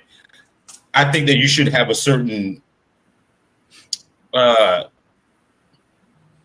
you should be able to stomach it a little bit. You know what I'm saying? If you gotta do something to somebody, you gotta do something to somebody. It's not something that you should want to do. You feel me? It's like I don't have any enemies, so I don't really have anybody I hurt. But you ever heard of that saying? It's like I wouldn't want this. I wouldn't want this to happen to my enemies. Like even if I didn't like you, there's certain things that I don't want to see done to you because it just does nothing for me. You know what I'm saying? I think violence should only happen when it absolutely has to happen. It's not the first thing. He's like, oh, you know what? I don't like this dude, so let me go kill him or let me go hurt him or whatever. I just don't think that's a good productive thing for a man in general to have that in you. You know what I'm saying? That's kind of like, I don't know. That's like hater. You know what I'm saying? I don't like this guy. I just want to see something happen to him.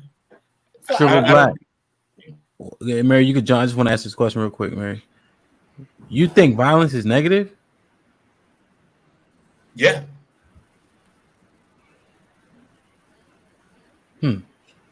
I disagree. Go ahead, Mary. We know you disagree. We fix your eyebrows. We see it. Really, help me understand that. You don't think violence is negative? No, I think violence is violence. Yeah, I think it has a place. You know, like it's positive to destroy a rapist or a child molester. That violence is positive. Yeah, it's warranted. Just like somebody said in the chat. No, it's good. I'm saying it's good, is what I'm saying. So when I think of the term aptitude, I'm more so thinking the ability to do something, not necessarily the desire. So I think Triple Black was speaking more so of the desire and men needing to have that desire. I don't think that men need to have the desire, but I feel like they need to have the ability to get violent when necessary. You know what I'm saying? As women, we look at men as protectors. If somebody is out there threatening us, I wouldn't want to be with a guy that doesn't have the ability to be violent, to watch somebody else get violent with me. You know what I'm saying? And me personally, I don't care because I fight niggas too. But knowing I don't have to put him in the Shit like that. Put him in the fucking bedroom. Get him out of here. Wow. Listen, if I have to defend myself, I will. But knowing that I don't have to because my husband has the ability to, it puts me in a safer space. It's not something that's desired, but it is. I feel like it is a requirement for men needing to know how to get violent. Like, I don't think any women on this panel would want to be with a nigga. Didn't we have that question before? How would you feel about a nigga getting beat up in front of you? Like, there would be no respect there.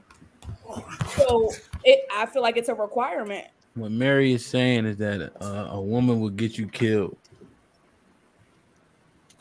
It's not. Women can get you killed. I believe in that.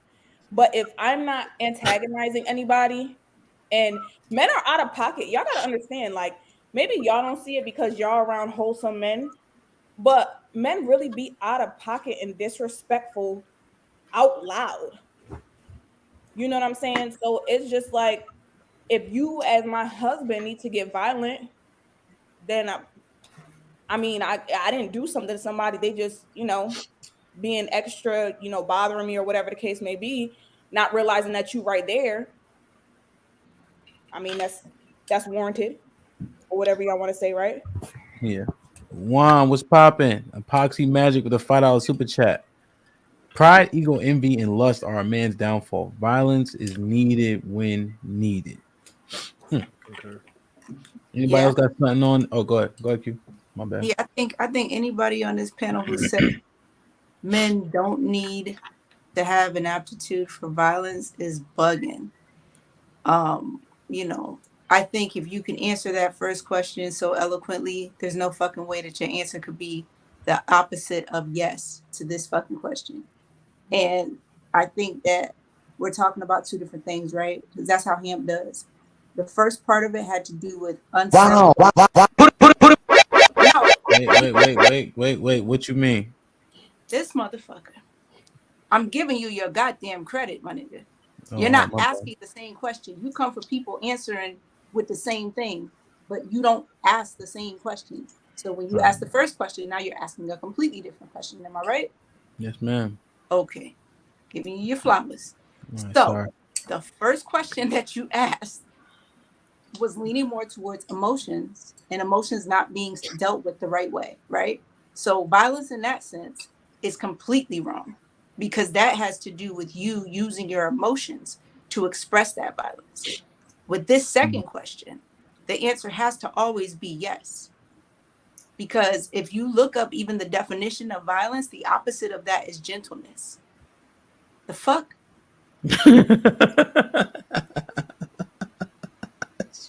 Shit like that. Shit like that. Shit like that. Shit like that. Shit like that. I mean, it's just for further clarity. I mean, are you talking about when you say aptitude? Is it the same thing as an appetite for violence? The definition is the ability to. That's what I was spoke to. The ability to is the definition of aptitude. Okay. So would you a violent nigga or a gentle nigga? Would I rather be a gentle dude or a violent dude? Yeah. Yeah. I mean, it just takes too much energy to be violent. So gentle. I mean, of course. Yeah. Just. I mean, who wants that type of energy? You will be violent if need be, though. Correct. Absolutely, 100%. Nah, not be with the bailout. Q asked a straight up question. You rather be gentle or violent? I'd rather be gentle. I'd rather be gentle. If I was a man, I would rather be violent with my emotions intact. You bugging, bruh. You bugging. I would rather not be an emotional nigga, but be violent. Where's the sound effects? I don't really understand. I hit the wrong button. It takes too much energy to be violent all the goddamn time. It just takes too much energy. Shit like that. Shit like that. I want to. That's your emotions. He's not comprehending. It's a survival tactic. Do real men or men in general need to have aptitude for violence? Yes, it is a survival tactic. Shit pops off, you need to be able to defend yourself. If you are around your loved ones or whatever the case is, you are looked to as the lead, as the man. You need to be able to defend yourself and yours. That's what it is. Yes. Now, keeping your emotions in check, that's one thing. Should that always be your go-to resort? But if shit pops off and you need to go there, you should win. You should want to win. Yeah. Be a gentle man. How's he gonna get there? He's gentle. No, I'm talking about from a default, like a default setting. Like I'm not trying to be like rah like all the damn time, and I want to kill this, I want to kill that. I mean, that's how I'm taking it. Like you're just like on go mode 100% of the goddamn time. Nah, I mean that shit is not. I mean, it's just not fun. Not to me, it ain't. No, I just gentle. Yeah, I mean, easy going, whatever. When you say violent person, to be violent person, to me, that's a person that's on go, like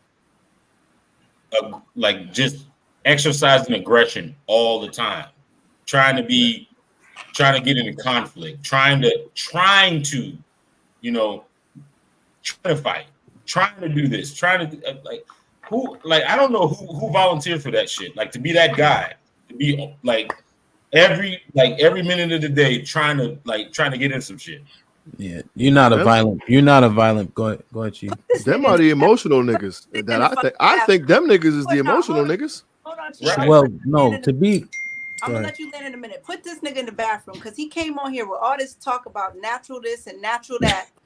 And now you backpedaling? Put him in the fucking bedroom. Get him out of here. Come on. Wow. You bringing me out? I'm about to have a war. So you don't think men seek peace? You think that men want to be in a conflict all the goddamn time? I think it should be natural for men to have an aptitude for violence. Yes. He doesn't understand what aptitude means. He doesn't know what aptitude means. That's part of the problem. I think a gentleman can move in the manner of a gentleman and still not be afraid for shit to get out of hand. Yeah, but you said gentleman. You're saying gentleman? Is that what you're saying? A gentleman? Come on, man. I think that's semantics. Now we're going gentleman and gentleman. Like no, you know I'm trying to understand what you're saying. Hold on, let me get a few of these. Adrian White, the $5 super at shirt fire Q. They about to squad up. The loud and strong podcast with the $5. The loud and strong podcast with the $5 super chat. It's better to be a warrior in a garden than a gardener in a war. That's a valid fucking point. Hell yeah. But Joe, I want to hold on, one more. 3905 with the $5 super chat. Kevin, what's popping? Kevin, a moderator too. He don't ever drop no. Never mind. Where should always exist in a constant state of potential violence? Where should always? I think he meant we should. We should always exist in a constant state of potential. You're right. Potential violence. Yeah, we should always. Yeah, that's why you have to be inherently violent. I feel like it don't have to manifest every walk, every step you take, but it gotta be in there. You ain't just gonna be able to become violent when you think you need to. That's not how it works. Q referenced. Yeah, we didn't touch on, but she said the phrase "emotional nigga" a moment ago, and I think male and female perspectives of this emotional nigga sometimes is a little different because I think I can assume what he looks like from a female perspective, but the nigga who's always wanting to fight and always resorting to violence is an emotional nigga to me. You know what I'm saying? That he uses emotion? Absolutely. I've stopped this nigga from several fights. But again, I mean, in his previous phase, it was anger. I think these kids balance them out a little bit. Right. So they say walk light and keep a big stick. You know what I'm saying? Walk light and keep a big stick. You know what I'm saying? You don't have to. I mean, to each their own, man. That's all I have to say. Nah, we don't. Hold on. Let me just clarify for him. To each his own is not an answer we give up here. We got to stand on something. Go ahead, Q. Yeah, I was gonna say to answer Chief's question first, or speak to what Chief just said. So that's what I said originally, right? I said that if you're doing that, like you just want to fight all the time and you have no control of your emotions, then you are in violation, just using violence all the time in that sense, right?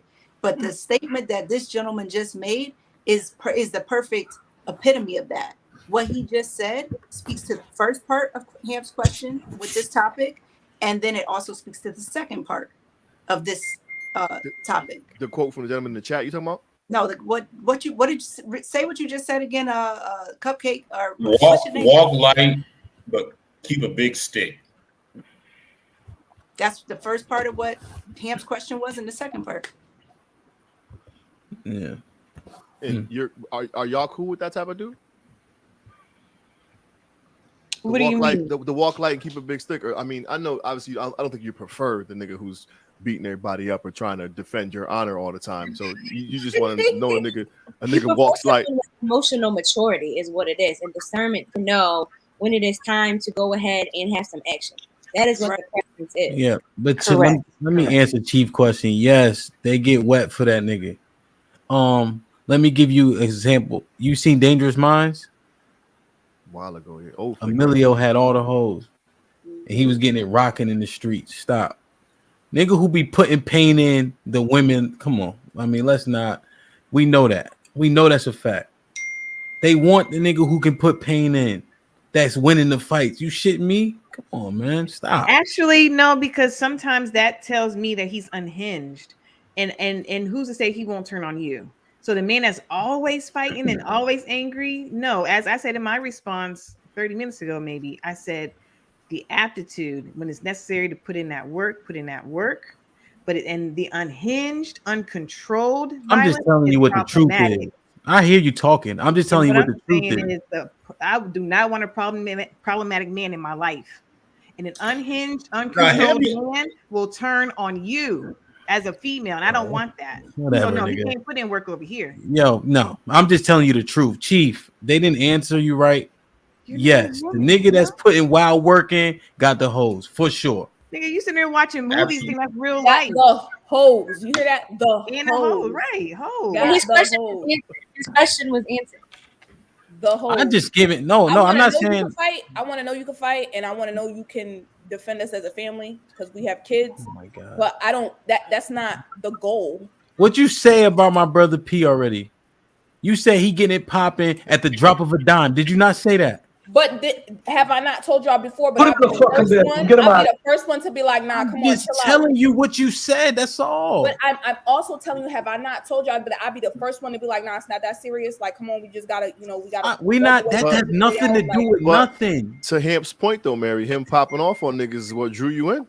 You got a nigga who popped. No, I didn't. No, I did not know that side of him. No, I did not know that side of him. I'm telling you, I did not. I did not.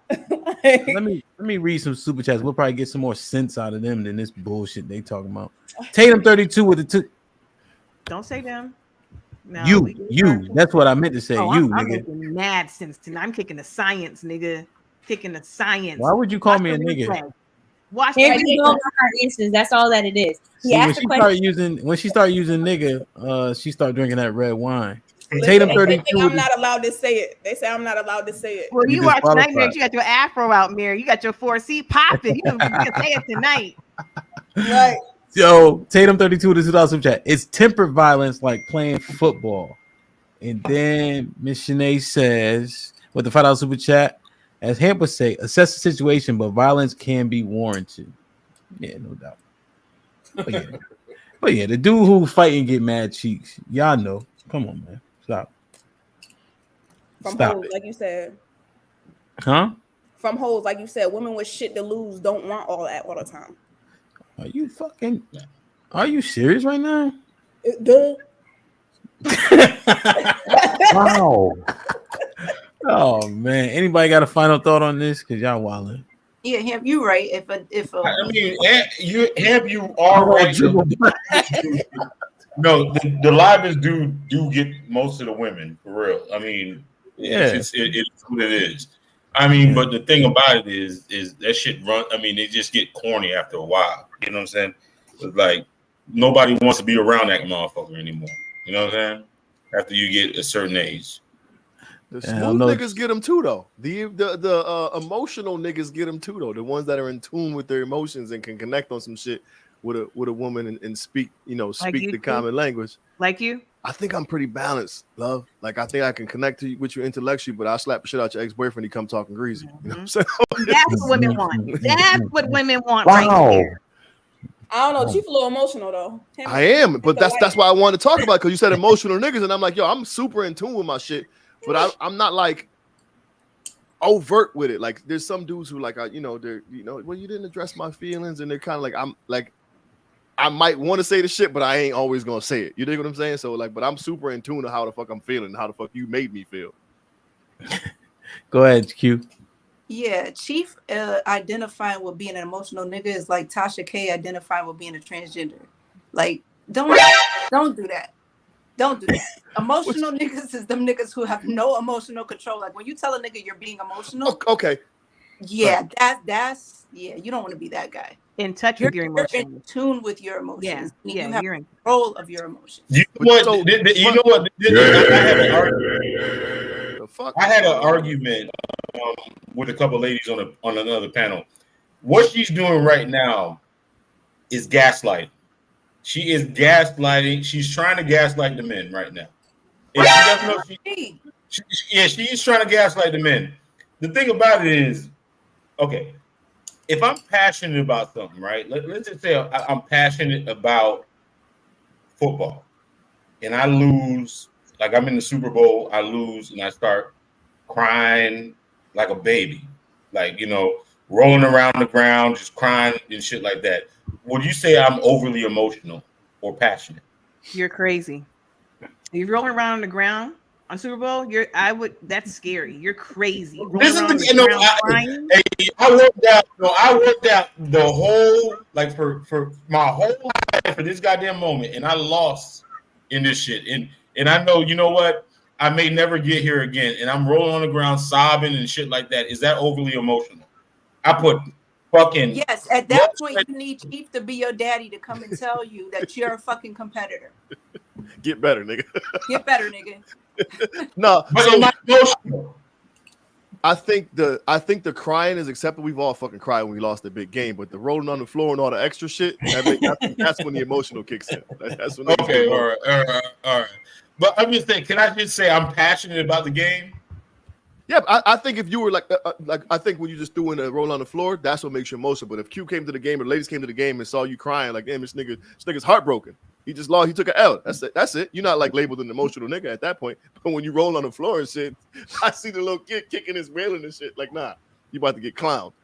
And then you're gonna end up getting in a fight. We tell you get your bitch ass up, and you're gonna be like, who you talking to? And now we got to fight. Yeah, that's crazy. Nigga rolling around. Crazy. But who was gaslighting? Let's clear that up. Who's gaslighting? You are. No, I'm not. You gaslighted your hat, nigga. No. You made that shit fit, and it's not supposed to. You gaslight that internet connection. Q, I thought it was a good point though. Triple Black. I thought it was a good point because I think being in tune with your emotions and being an emotional nigga are two different things. I do. And I think that's the point Q was trying to make. Word. Yeah, I made a point. I didn't gaslight, but that's cute how you trying to get a little segment on the show and shit. Nah, you're definitely. You're trying like the thing. Yeah, I mean, but sir, as a woman, you remember it as somebody, and it's not working. What you said was inaccurate. It is accurate. It's inaccurate. It's as inaccurate as your internet. So you're trying to I mean, you're trying to create your own definition of what emotional or overly emotional is. No, I'm not. I'm just clarifying that for Chief. You don't get, but the thing about it, I gave him props because he's really not. You don't get to do that though. You don't get to do that. Sit there in your fucking tiara and roll around in the fucking football field. So you showing up as an emotional nigga. See, I'm telling you, if I come out this shirt and I put that hat on, you've been warned. I'm using my words. You've been warned. Hey, it is what it is, man. Leave him alone, Q. He's Geno, Q. You know, he's a Geno nigga. Leave him alone, Q. Leave him alone. Do what you gotta do. Do what you gotta do. You know what I mean? The chi and shit, but I'm saying. No, I'm just saying. No, I just said, hey, you were just trying to attempt to gaslight the men on the panel. Yes, you were. In the end, I said something. That's my conjecture. I mean, I don't know how they feel. I mean, the thing about it is, like overly emotional. If you want to pass the function in your femininity, that's some personal shit. Dang. That's some now they are gaslighting. Yeah. All right. Yeah, go ahead. Black, you good? He should be, because honestly, I'm not even being funny right now, but he has a problem with definitions. And that's why we can't connect on a conversation, because aptitude and then the emotional, in touch with the emotion and gaslight, he doesn't understand the definitions. And so the conversation keeps on getting missed, along with the bad internet connection. No one is gaslighting. She explained thoroughly what she was meaning. And you're on a 3-minute delay. So you're coming in on a conversation that we had 3 conversations ago. And that's part of the problem. Little cupcake. Is it cup? I'm sorry. No, Cupcake Zone. I'm sorry. No, Cupcake Zone. And so that's the problem. We just need you to fix your internet so that we can have a viable conversation. Triple Black, don't take that shit. I'm not trying to be funny. Don't do that, Ham. I ain't trying to be funny. Are you saying he's not educated because he doesn't understand the terms that are being used, or? Well, we're trying to give definitions, but he's not listening to them because he wants, like you say, come up here for the smoke. So when you come up here with smoke already and with your intentionality, you're not even trying to listen to what we're saying, and that's his problem. He came and had. No, I mean, okay. So you're the true gaslighter, sir. No, I'm not.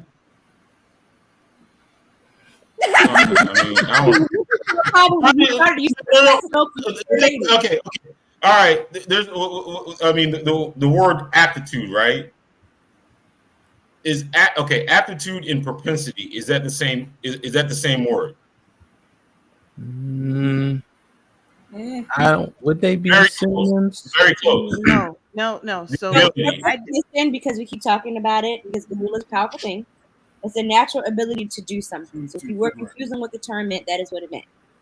Right. It is the natural I'm ability. just saying. I mean, the thing about it is what's you the don't want definition of propensity, Alex? What was you want to have the propensity. Propensity.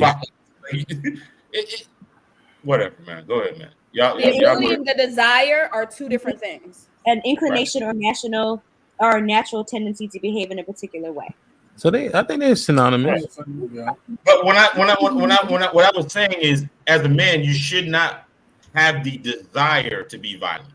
Right, but that wasn't the question. That's what we're saying. You shouldn't have the desire to be violent. Like you can have the propensity, the aptitude, or the want. I mean, not the want, but I don't know what other word, but the propensity. Yeah, we agree with you. To be violent. No, I mean, right. We agree with that. You have the desire to be violent. Right, we agree with that, but the question wasn't about the desire. The question was not about the desire, so that's where you lost us all, because it wasn't about the desire. It was about the ability. I don't know if you can see this question scrolling on the bottom. But he said aptitude, so aptitude and ability. That means if you get in a fight, is it going to be fair? Can you whoop somebody's ass? That's what that means. The ability, you have the ability to fight. Not, I want to go fight just because that's what I want to do. I'm going to go start this fight because that's what I want to do. No, not the desire, but the ability. I mean, but fighting is necessary. It's not necessary. I mean, that's the argument we're having. Fighting is not necessarily violence. You know what I'm saying? It's not necessarily violent. I equate violence to like, I want to fucking hurt this motherfucker. I want to kill this motherfucker. I want to do, like, that's what I'm saying.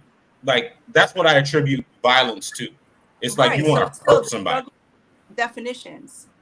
That's what. It was still your own. I mean, if I'm protecting like my family and shit, it doesn't necessarily mean I want to kill or I want to hurt the motherfucker. I just want to protect. What if the question read, does a real man need to know how to fight? Absolutely, you need to know how to fight. You need to know how to fight. Even if put him in a fucking bedroom. Get him out of here. Come on. Pause right there. You said absolutely. So then you answered the question. Does a real man need to have the aptitude? Do you need to know how to fight? Yes. That means your answer would also be yes for this. Yeah. And that does not mean that you go out in the world and you're like, I want to just fight somebody or whatever the case. That's not what it's saying. But as a man, you should know how to fight should something happen. That doesn't mean that you're going out in the world today, I'm going to fight. That's not what that means. You were right. We agreed with you, but maybe the word threw you off, and that's okay. Just say that. It's gonna be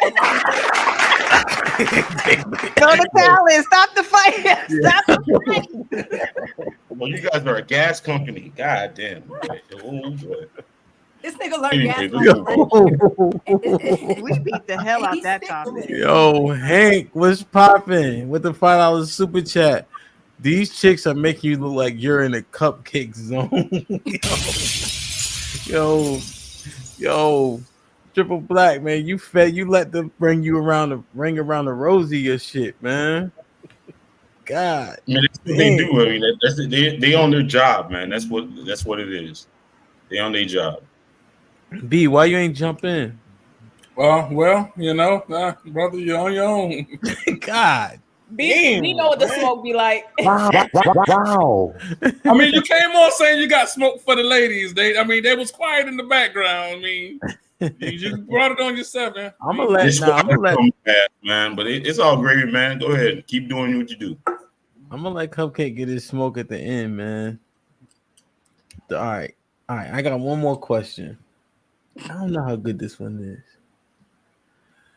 is. So, well, I don't know. This one came up in my head, but I don't know if it's a good one. So I'll just ask it. Does a real man, I probably should have put need, but it's okay. Does a real man have a belief system? I feel like, go ahead. Go ahead. Are you talking to me? Okay. Yeah. My bad. I was a little bit, okay. Yeah, absolutely. You gotta have. I mean, that's called integrity. Integrity. You have to have some type of belief system. You have to have some type of program. You have to have some type of purpose. You know what I'm saying? You have to. I mean, that's just a non-negotiable. Okay. Okay. I'm interested, Alex. What you think?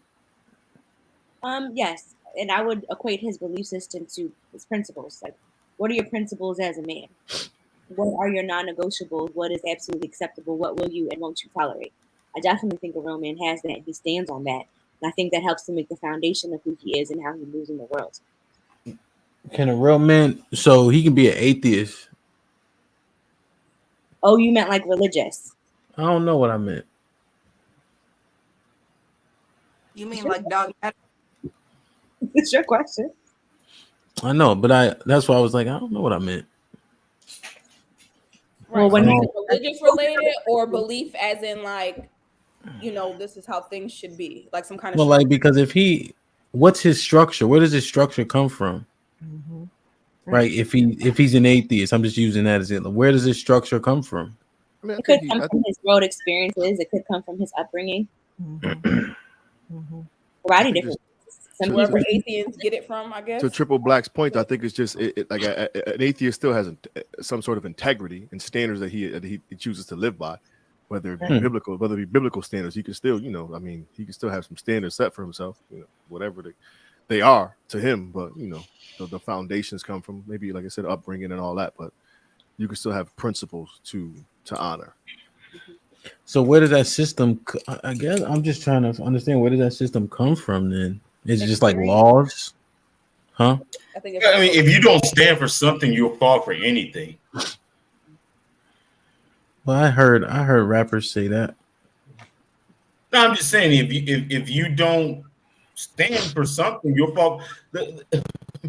I mean, how can you follow somebody? I mean, part of being a man is leadership. Let's just say if that man is like whimsical, like just the wind blows here, the wind blows there. Come on, man. Do you know what your question you're answering? I'm not sure. You got to stand on something as a man. You have to stand on something. Did you hear the question? Yeah. Yeah. Oh, okay. So what? Or was I wrong? What was I wrong? What was I wrong with answering the question? Go ahead. His internet is getting tired. It's after 11. It's getting shut off. He's up all his minutes. He's up all his data for the month. Leave him alone. Britt, my $20. Come on, Mr. Britt. Yo, listen. No, I think he answered, but so all right, let me. I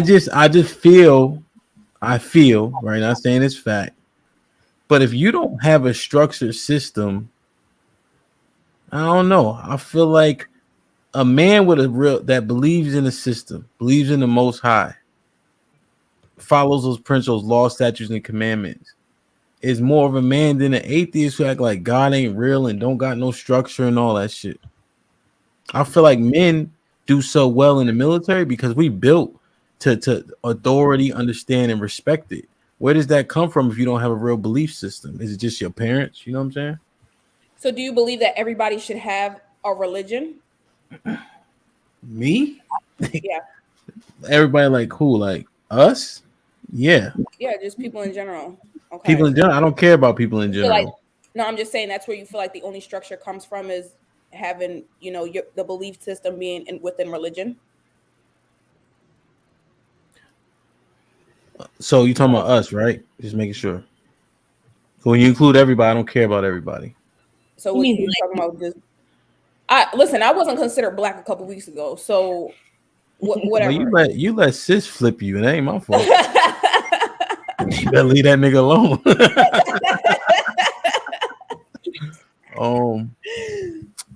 But yeah, like us, do you believe that we all should be following some type of religion? Do you think nothing stands if we don't? Well, yeah, just for sake of conversation, yes. Mm-hmm. I do. Yo, yeah. Hank said stall him out, man. Damn, man. Yeah, I don't know what y'all think. Like I said, if this wasn't a good one, I think belief could come without religion, though. Without a specific religion. Where's your real structure? What holds you accountable? Just belief in general, like just knowing something or somebody is there, like there is a higher power, knowing that you're not controlling everything, but not necessarily putting like an atheist religion. No, because atheists are people that don't believe in God, they believe more in science. So that's something different. I'm saying, like, there's a higher power, there's somebody controlling this that's not you, but you haven't really, people that don't really pick a specific religion. So what God are you even talking about? That's what I'm saying. Like, who knows if it's a God or not? It's a higher power. It's just I don't have control. Like, I know I'm not the one that's in control. Well, agnostic is the one that doesn't believe in anything, right? Right. Yes. Correct. Right. So science believers, I believe. So to answer the question, Hamp, I do believe a man has to have a belief system. Absolutely. Because how does he know what he stands for? And there's a purpose. He has a purpose in life. And so it doesn't have to include religion or Christianity or the Bible. It could be anything, that he knows he stands for or puts his life on the line for. That could be his family. His belief system may include family. He believes in family. I need a family. I want a family. When I get that family, I'm going to protect and provide for my family. That is his belief system. And if anything comes up against that, I'm going to protect it. I'm going to do whatever I have to do to protect that. So that's a part of his belief system. So yes, a man has to, because how do you know your purpose in life? How do you know what's the structure around his family though, love? It could be him and his wife, his kids. What do you mean? But like what's the structure? So okay, he fucks with his family, but how is he leading and growing that family without a real belief system? Like what is he modeling their principles after? Mm-hmm. What do his kids believe in? So I recall a couple of weeks ago, maybe a month ago at this point, that there's an innate instinct, a natural instinct in men to lead, to have a legacy, to leave a legacy. There's a natural innate instinct in men to protect and to provide. You know what I'm saying? So if it's natural and just comes up in you, if it's born in you, you just have a sense of responsibility, a sense of leadership. That's what maybe structured around that. You're innate. Now, how it's matured, how it's maybe further flesh on defined, it could be religion, it could be science, it could be in other ways, but there's an innate unction within a man. And I thought this, we talked about this, I believe so, to lead naturally, to protect naturally. You pulling a triple black. You're not really answering my question. No. Don't you insult me like that. I am not pulling nothing like him. I literally answered the question, and you can't make it like I did not. I fuck with triple black though. See, triple black can take it though. Motherfuckers be getting all he know when he get his ass kicked. Yeah, he knows that's why he laughed. And I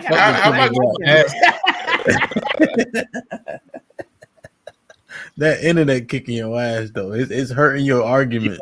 It's hurting my brand. Because it keep hesitating. But what I'm saying is, how does he structure his family? Like, okay, he wants to, so he'll go to work, he'll protect them, but then how does he grow those kids up though? Under what principle and what values? So he may grow you have to have some type of at the end of the day, you have to have some type of program. You have to have some type of program as a man, and it has to be. You have to have a program, whether it's a religious program, whether it's most programs are probably religious. You have to live on some type of principles. That's just what it is. If you're willy-nilly, right, and you don't have some type of proven program or whatever, you're gonna fail. You're just gonna fail.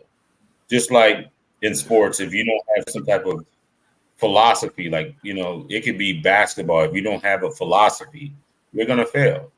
So, and a lot of times, like men are, grew up in a certain religion. They grew up in a certain church or whatever. they have to bring that.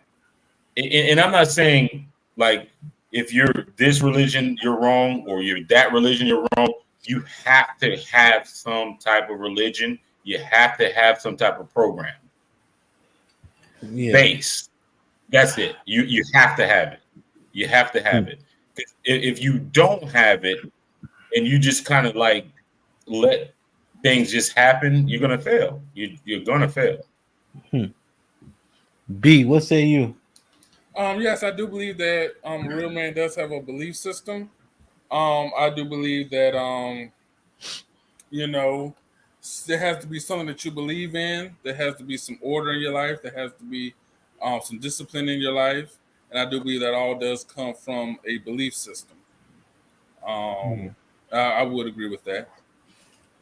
And then back to what you were saying too, Hamp, how can you lead and guide a family if you don't have a belief system? Yeah, I just feel like your structure is lacking severely. Absolutely. And then everybody's doing what the fuck they want in your house. There has to be some order, some structure. Yeah. You know, like your truth shit they be spitting out. Yeah. Where did that come from? Well, your truth. Q. I ain't spoke yet. I'm waiting. Chief, what do you think? I think it's I do believe that the foundation needs to be present. But I mean, if you guide a young man up to learn to protect and provide, to be kind and polite, to not steal, kill, or be violent, I think that's still a template of structure that he can go on without having to resort to biblical essence of it. So I mean, I think there's still some integral points that can be instilled without having a religious backing. And I think that you use the right word is template. Because there's got to be some type of template. Well, like, that's what. But what is the What is the template though? So, Chief, like for instance, maybe you know what? Maybe it happens naturally because in the Western society, our society here is predicated off the Bible. That's where a lot of the principles come from, the laws, things of that nature. So maybe it just happenstance based on the society. So I don't know if this is applicable, but in my mind, I thought about the many people who are raised in the church and then get to their adult life and decide that that's not where they want to be anymore. And then I think they have that foundation, right? But to the contrary, it's the same thing. Some people aren't raised in the church, but then get to a certain point in life and they feel like they need that biblical and that God structure. You know what I'm saying? So it kind of goes both ways. So I don't know if it's applicable, but that's kind of what happened in my mind when I was trying to answer. When you're saying about template, think about it. Every religion has their version of the Proverbs 31 woman, right? Right or wrong. I mean, I'm not a religious guy, but every religion has their version of the Proverbs 31 woman, the virtuous woman, right or wrong. No, not all of them. Not all of them. Yeah. So you're talking about baseline. Abrahamic religions do. So when Abraham is one of the main prophets in the Bible and the Quran, yes. Okay. The other ones is there I guess when it comes to Proverbs 31, I don't even get biblical because that's not my line of thinking, whatever. I mean, is there an extreme, like someone that's extreme from what the Proverbs 31 woman looks like completely on the other side? Wait, say that again. Okay, the Proverbs 31 woman, which is the virtuous woman, right? Is there a religion that is extreme from that, completely to the left of it? Well, that's the question is a little bit disjointed. No, what I'm saying, I mean, because he was saying about a template, right? Like as a man, I think that you have to have some type of template, right? One part of the template is the woman that you have as your wife or whatever, right? It's usually something close to the Proverb 31 woman, right? Every religion has their version of that, right? And I'm asking you, and you just said that, no, not every religion. Is there a religion that doesn't have any? I mean, that has women to the left of that. Like that means like. Oh, I see what you're saying. So, like, do the women kind of form up to be Proverbs 31, regardless of what it is you pray to, or whatever the case is? Exactly. It sounds sensible, I guess. No, sounds sensible. I'm just saying, is there any religion that doesn't really, is there any religion that really doesn't really want a man to have like a Proverbs 31, like a virtuous woman? Oh, I see what you're saying. Yeah, I guess you're probably right. Adrian White with the $5 super chat. It's okay. It's okay for everyone to have their own sets of values, even if they make it up, as long as you're not hurting someone else. Comedian Q, shaking my head. I'm not even up here, Q. Oh shit. Shit like that. Shit like that. Lionel Suggs with the 50 ball. Yeah, he's a member. You feel me? Shit like that. Just wanted to show support and tell y'all that this is the best channel around. Since finding this channel, me and my sister try to be here live at work right now, but I just wanted to say these conversations, keep these conversations coming, and y'all are doing great. Yo, real love, man. Mad growth, man. Real shit. That's the fact that they want to be here live. That means something, you know. Like I feel like the live experience is the best experience, but we've been working dumb hard on them clips, so definitely rewatch them. It's take me a long time. Damn, man, that's love. Go ahead, Q. Yeah, put Adrian punk ass comment back up.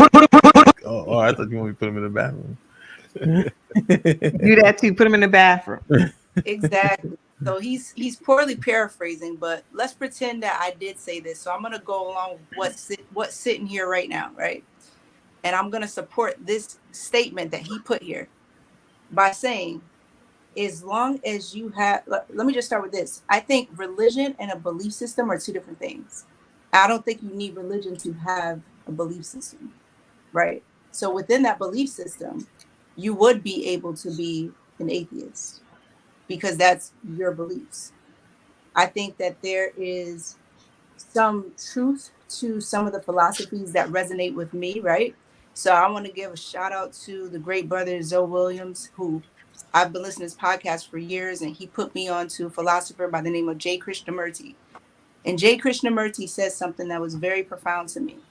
He says, anything that is universal, collective, belonging to everyone could never be true. So when I say walk in your truth and go with what resonates with you, you can't be true to yourself. You can't be full. You can't be whole. You can't lead a household. Do none of that shit. If everything that you know came to you in the form of brainwashing and not something that you actually know as truth for you. And that's not going to be the same for everybody. So I don't know if you guys understand parts of that, but if you don't, fuck it. That's what I see. What was the quote again? Anything that is universal, collective, belonging to everyone could never be true. And what does he mean by that? It's some feminist shit. Nigga, you have poor internet. Relax. So what he's speaking to is religion, and basically saying that religion can be seen as evil, right? Because it's this idea that everybody's supposed to believe the same thing. But how can anything ever be true if we all believe the same thing? How can Muslims have their religion? How can the Christians have their religion? How can the Buddhists have their religion? How can anyone have their quote unquote belief system if we all believe the same thing? It's just universal. It's collective. It's this one concept. Well, the thought is somebody's wrong. But also, if people believe in the same thing, doesn't that make it true? Doesn't that make God real? So, for instance, if you land, Go ahead. Go ahead.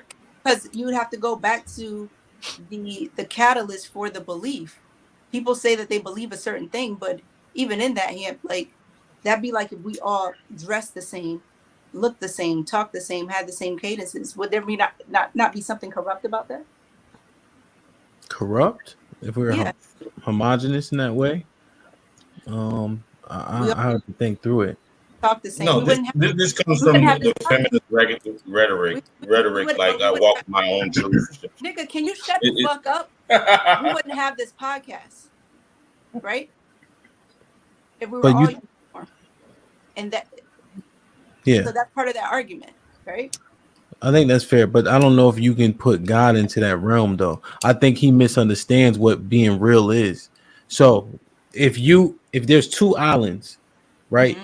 You land on an island with Christian principles, right? Or you land on an island with satanic principles, right? Your outcome's going to be vastly different.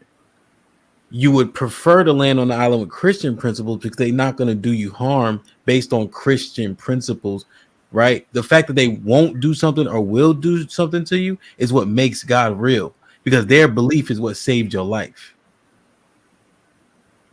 But that's something that resonates with you. That's not something everybody has to live by, and not everybody not living by that means that they're living in error. No, I'm not. I would not even. But you see, but you understand the concept. That's what makes God real, because of what people will or won't do based on their belief in God. No, it's their morals. Not everybody who has morals believes in God. No, I'm saying God. I'm just saying God. That's what makes God. People talking about God ain't real or whatever the case is. And that's people. Go ahead.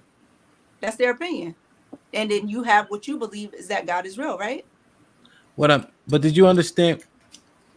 So do you understand? I understand it for what you believe. No, that wasn't even about what I believe. I don't. Christianity is trash to me. But I didn't understand that as Christianity. But I'm talking about it. The analogy, right? That's what makes. See, people talking about God ain't real, this and the third. But what people do in the name of God is what makes him real. Right, but not everybody subscribes to the God theory. And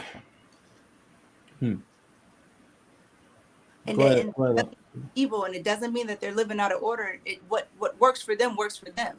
It's not intended for you. That's why you don't understand it. I think what works for them I think it is bullshit. I think that when people think that whatever they think is okay, whatever they think is right, that's wrong. I think that you need to have structure, and there are values that permeate throughout society. Everybody just doesn't have their own set of values. I agree. That's what I'm saying. So people have morals. We're saying the same thing. You're just saying yours is wrapped into belief in the Bible, and somebody else's is some other shit. But they're wrong, right? Who? Everybody else? Yeah. If they don't believe the Bible like you believe the Bible, they're out of order. Correct? They'd be wrong. Yeah. Yeah. So you because would be one part truth. of what Mercy was speaking to is that your concept for life is that everybody should be a part of that collective thinking, that universal thinking. That I believe what I believe, but there's an idiot somewhere thinking the same thing as you. Believe what I believe, and you're not. So they're calling you ignorant. You get what I'm saying? Yeah, no, I understand. I just think that it's that feminist. Hold on, Triple Black. Hold on, Triple Black for a second. I think that the gentleman, what was his name? His understanding is flawed. I like how it's I like the phrase, but I think that there is one truth, like just point blank, just being honest.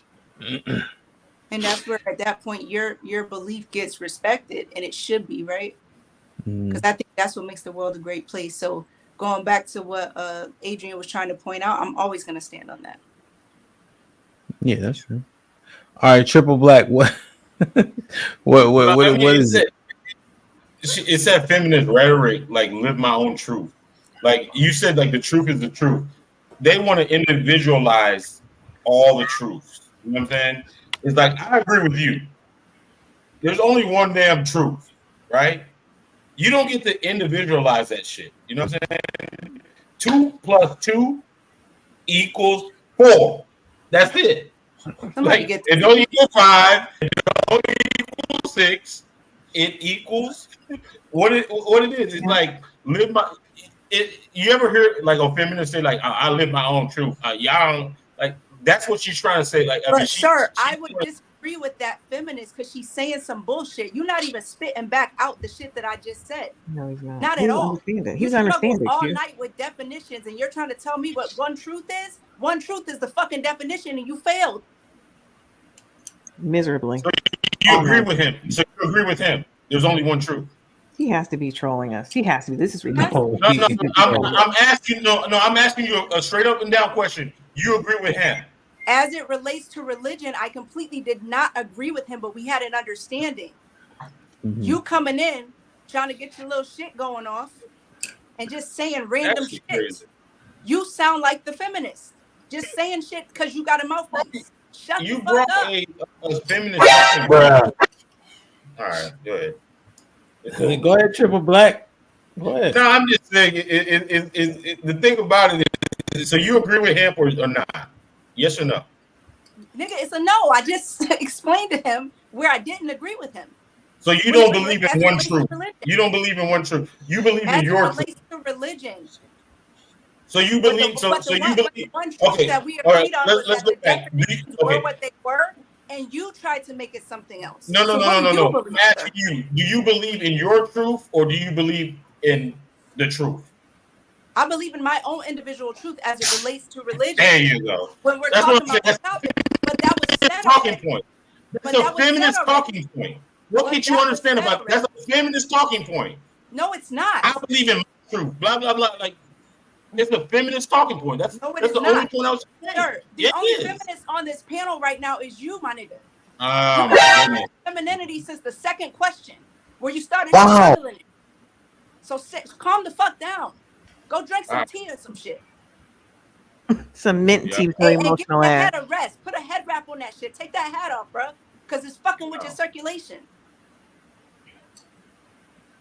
All right, man. Y'all go ahead and handle it. You said that like 3 times already. Like you really need to just like tamper down a little bit because you're not even adding anything. Like I think you're trolling because you literally aren't listening to what's being stated and you just throw words out with your status. I'm not throwing words out. What I'm saying, the point I was trying to make is it's a feminist talking point where the feminists always talk about live their own truth, right?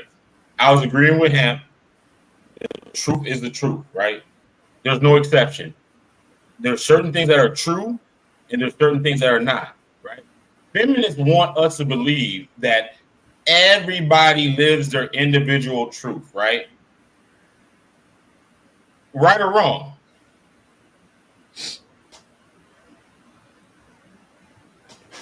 Right or wrong? Hit that bruh button. Yeah. Right or wrong? Hold on. Let me read. Don't feminists believe that everybody somebody actually said something worth reading, something profound. All right, we're gonna get an answer to your question, Triple Black. Maybe Beal fucking say move his mouth or fucking I don't know. Sinead N. Fulton with the $10 super chat. Feminism has nothing to do with religion. Triple Cupcake, you're triggered. You believe you're 3 the hard way, yet living your soft life and overly emotional. By 2 exclamation points. You know what? A hit dog will holler. Yeah. Hank the Basement $2 super chat. Triple Black is looking like Stephen Fulton Jr. Wow. Who was that? Damn, man. B, you gonna add something? Man, listen, I ain't got nothing for you, brother.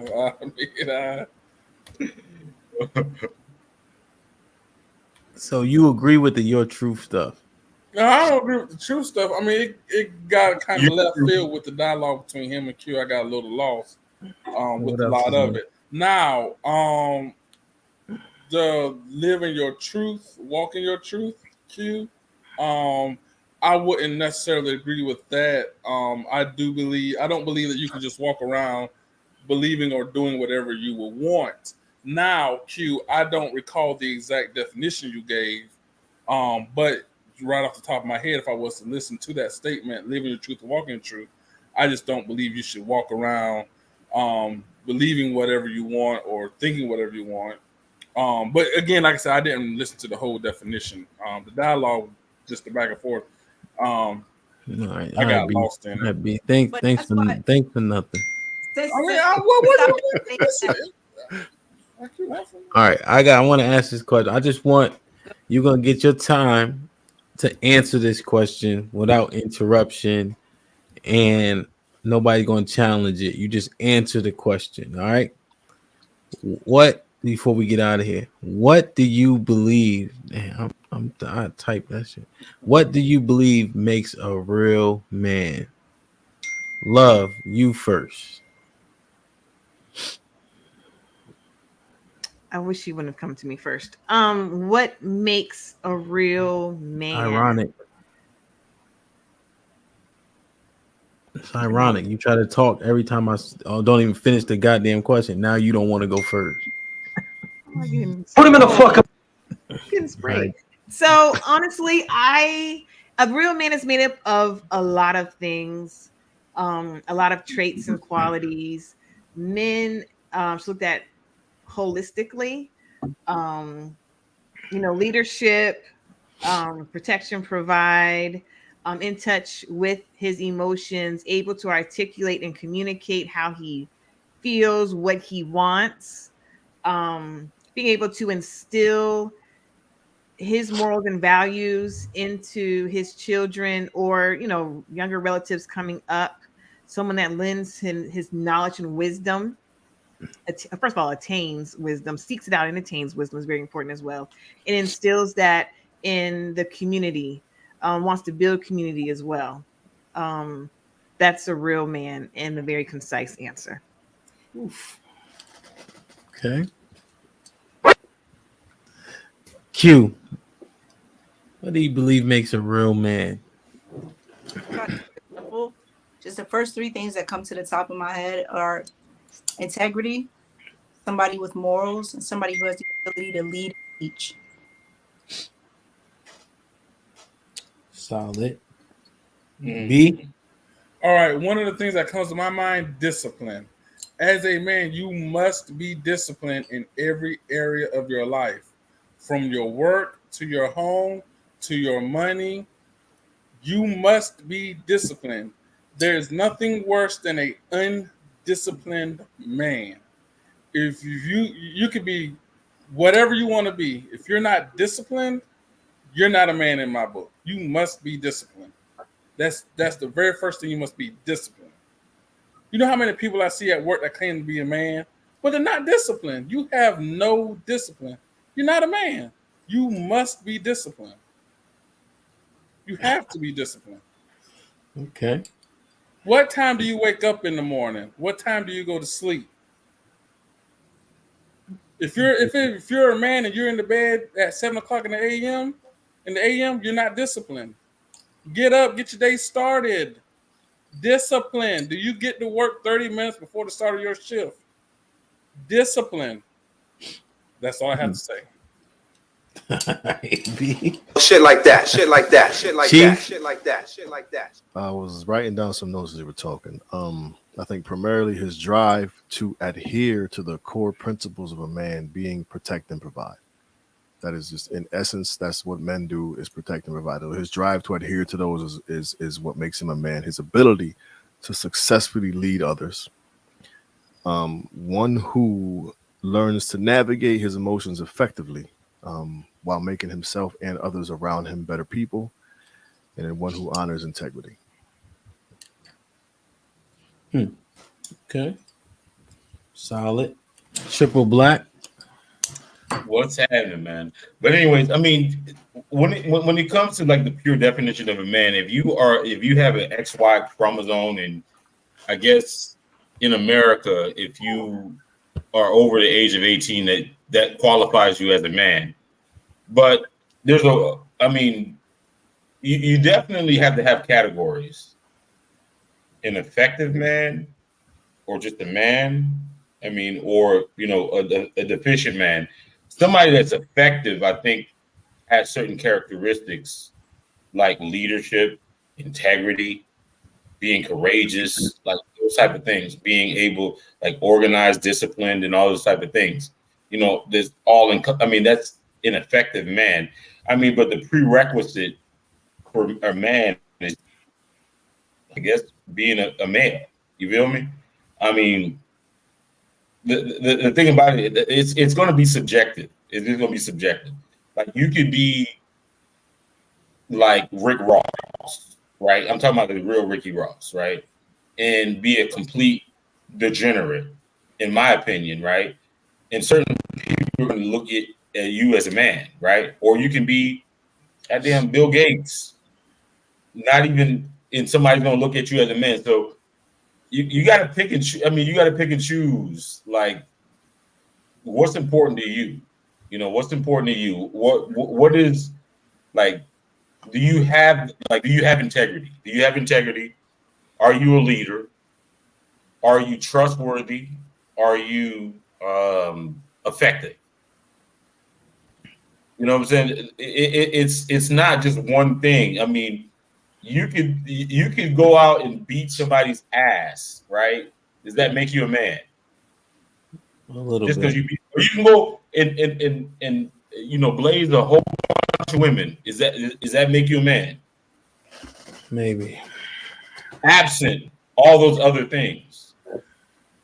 So I mean, I'll leave it at that. All right. Yeah, I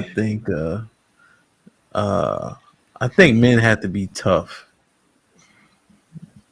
I think you have to be willing to sacrifice, suffer, and do for others before you do for yourself.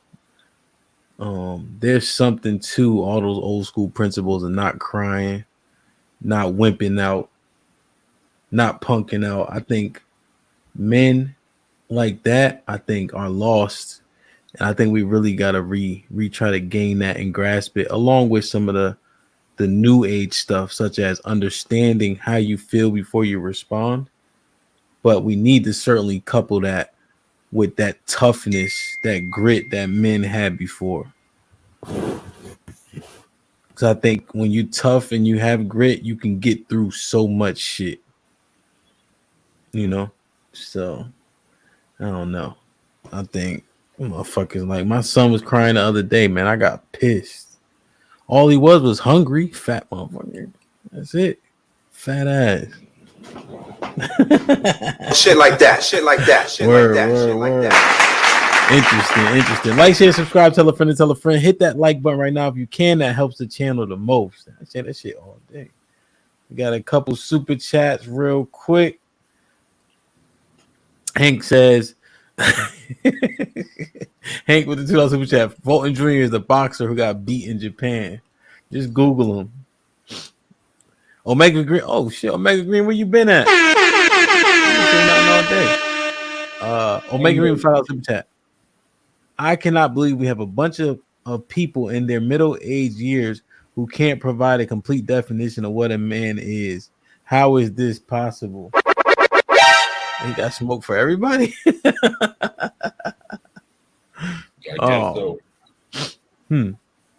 Damn. Love, what you think? Did we cover everything?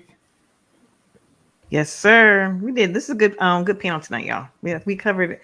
I think that we covered from, the man isms tonight, right? What makes a real man?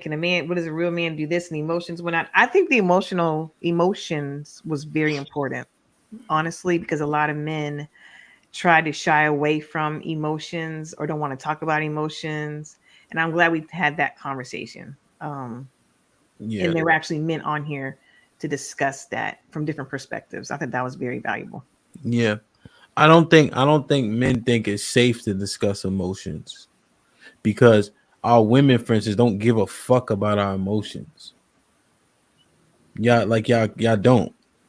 And I don't know if that should change, but we know y'all don't. That's a different topic for a different day, honestly, Hamp. I'm just saying that because we don't, because we've kind of been told not to by you all. right? I mean, but the thing about it is, would you give your enemy a knife? Would you give your enemy a knife? I mean, the thing about it is that's the thing. It's like it's so easy for women to weaponize emotion against a man. It's too easy.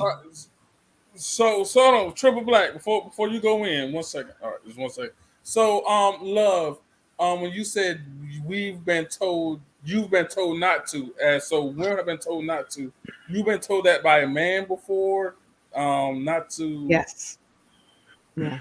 And so again, I you know what, y'all, I'm sorry. I did not mean it. This is my bad. This is so my bad. So I won't go in on this because this is going. I'm not worried about people going day. in on me. I'm talking about it going in on time. Like, cause I want to get off this joint. So that's what I'm talking about. Okay, all right, cool. It is by men, yes, because men don't know how to navigate the waters of emotion and the talk surrounding that. And so it gets shut down immediately. And that's how we've been taught not to enter that communication. And that's just in a nutshell. But like I said, I think that's a good conversation for another day, because even if y'all don't say it, like, don't talk about emotions, when you shut things down immediately, when the topic gets broached, you are telling us this is not safe to talk about. B, I'm gonna tear her ass up when we do this topic for real, because what actually happens is they start calling you emotional. B, you experienced it up here. When you start getting passionate, what they start to say, oh, he this, he that, he emotional, that. So it's not. So what Triple Black's saying is, you giving her ammo when you start trying to share your emotions with her. That's all. But yeah, we're gonna tear their ass up on another day. Don't worry about it. And you see, Q ain't saying nothing. She know. No, y'all might do something if y'all don't have triple chocolate black cupcakes. You know what, dog? Nothing. But I don't want to even get in a verbal spat with you because you're a comedian, obviously. You know what I'm saying? I mean, I'm not gonna win that battle. They say they'd never fight with a comedian, but you know what? I'll leave it alone. You attacked my internet, my chat, and everything. God damn. Yeah, I'll leave that shit. Smoke, so shit. Yeah, you wanted to smoke. You said immediately you wanted to smoke. You got it. You did walk right into this ass whooping. You asked for it. You said smoke too early. You said smoke too early. So damn. Listen, man, like, share, subscribe, tell a friend to tell a friend.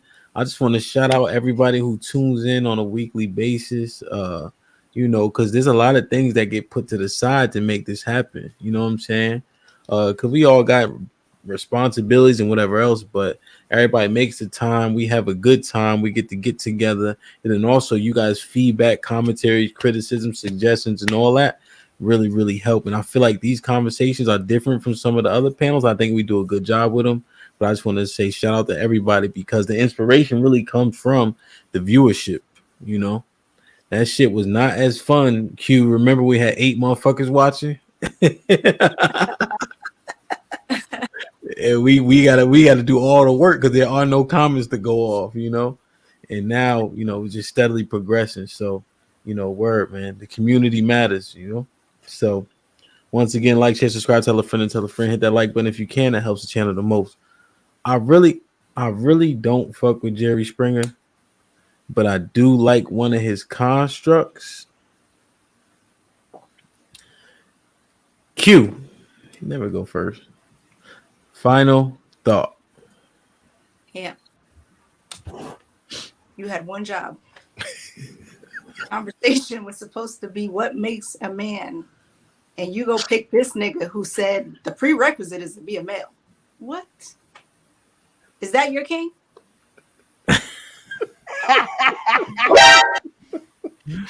All right. And let's not forget the word of the day, gaslighting. Word. Triple Black. Man, it's fun. It's just fun, man. You know what I'm saying? They try to drag me in a goddamn stream and shit like that. I mean, in the comments and shit like that. But you know what? I think I did all right, man. I'm good. I'm seasoned at this. But thanks for Thanks for inviting me. I mean, it's a like I said, the argument, or not the argument, but the definition of a man. It depends on what lens you're looking at it. You know what I'm saying? That's it. It is what it is. Yeah. All right, man. Word. I'll be easy, bro. B. Yes. Great topic. I do believe that one of the characteristics of what makes a man is discipline. So, men, exercise some discipline in your life in all areas of your life. Great show. Shout out to the panel and shout out to the viewers. Word. Love. Great discussion tonight. It's interesting. I'm sorry, I was reading chats. It's interesting the range of qualities or attributes that people subscribe to what makes a man. I thought that was pretty interesting with the men on the panel. Also, I want to reiterate, men being in touch with their emotions is very important for mental health. It's very important in your interactions with others. And understanding how to express and articulate your emotions in a healthy fashion also makes you a real man. Or Chief. Salute to everybody. I thought this conversation was super dope. Fellas, I think it's what's the word I'm looking for?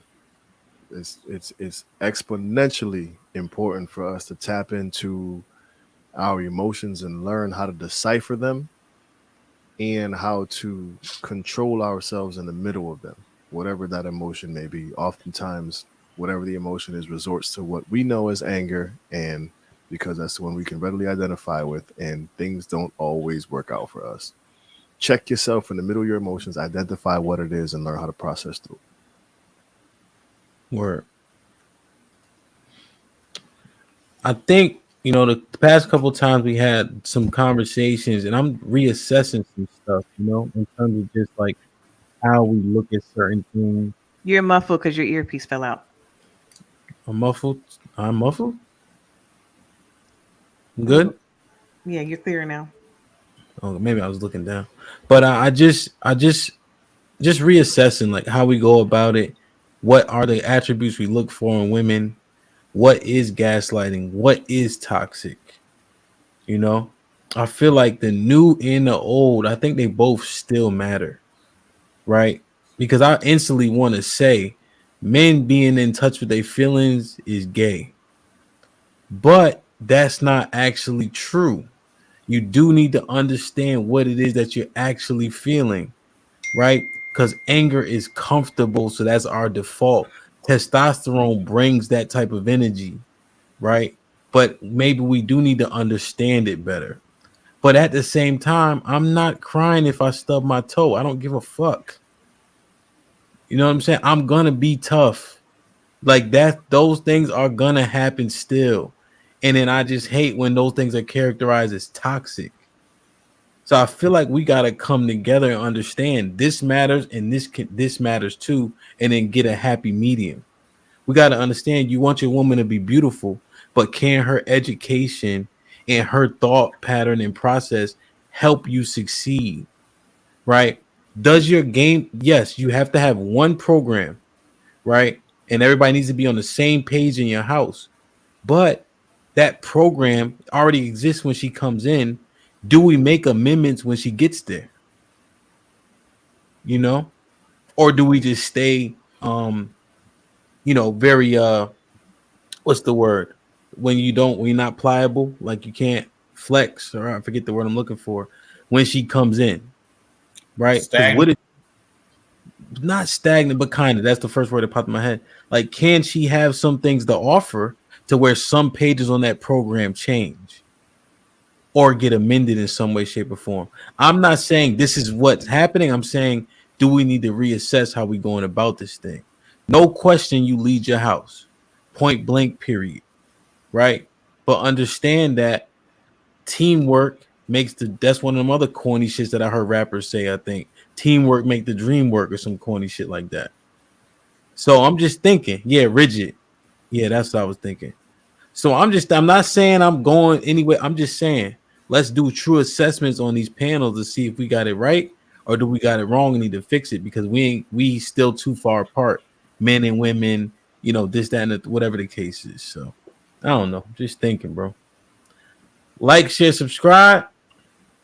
Tell a friend to tell. Triple Black. If you need to call HR, I'll put the number in the back chat because I don't like how they treated you.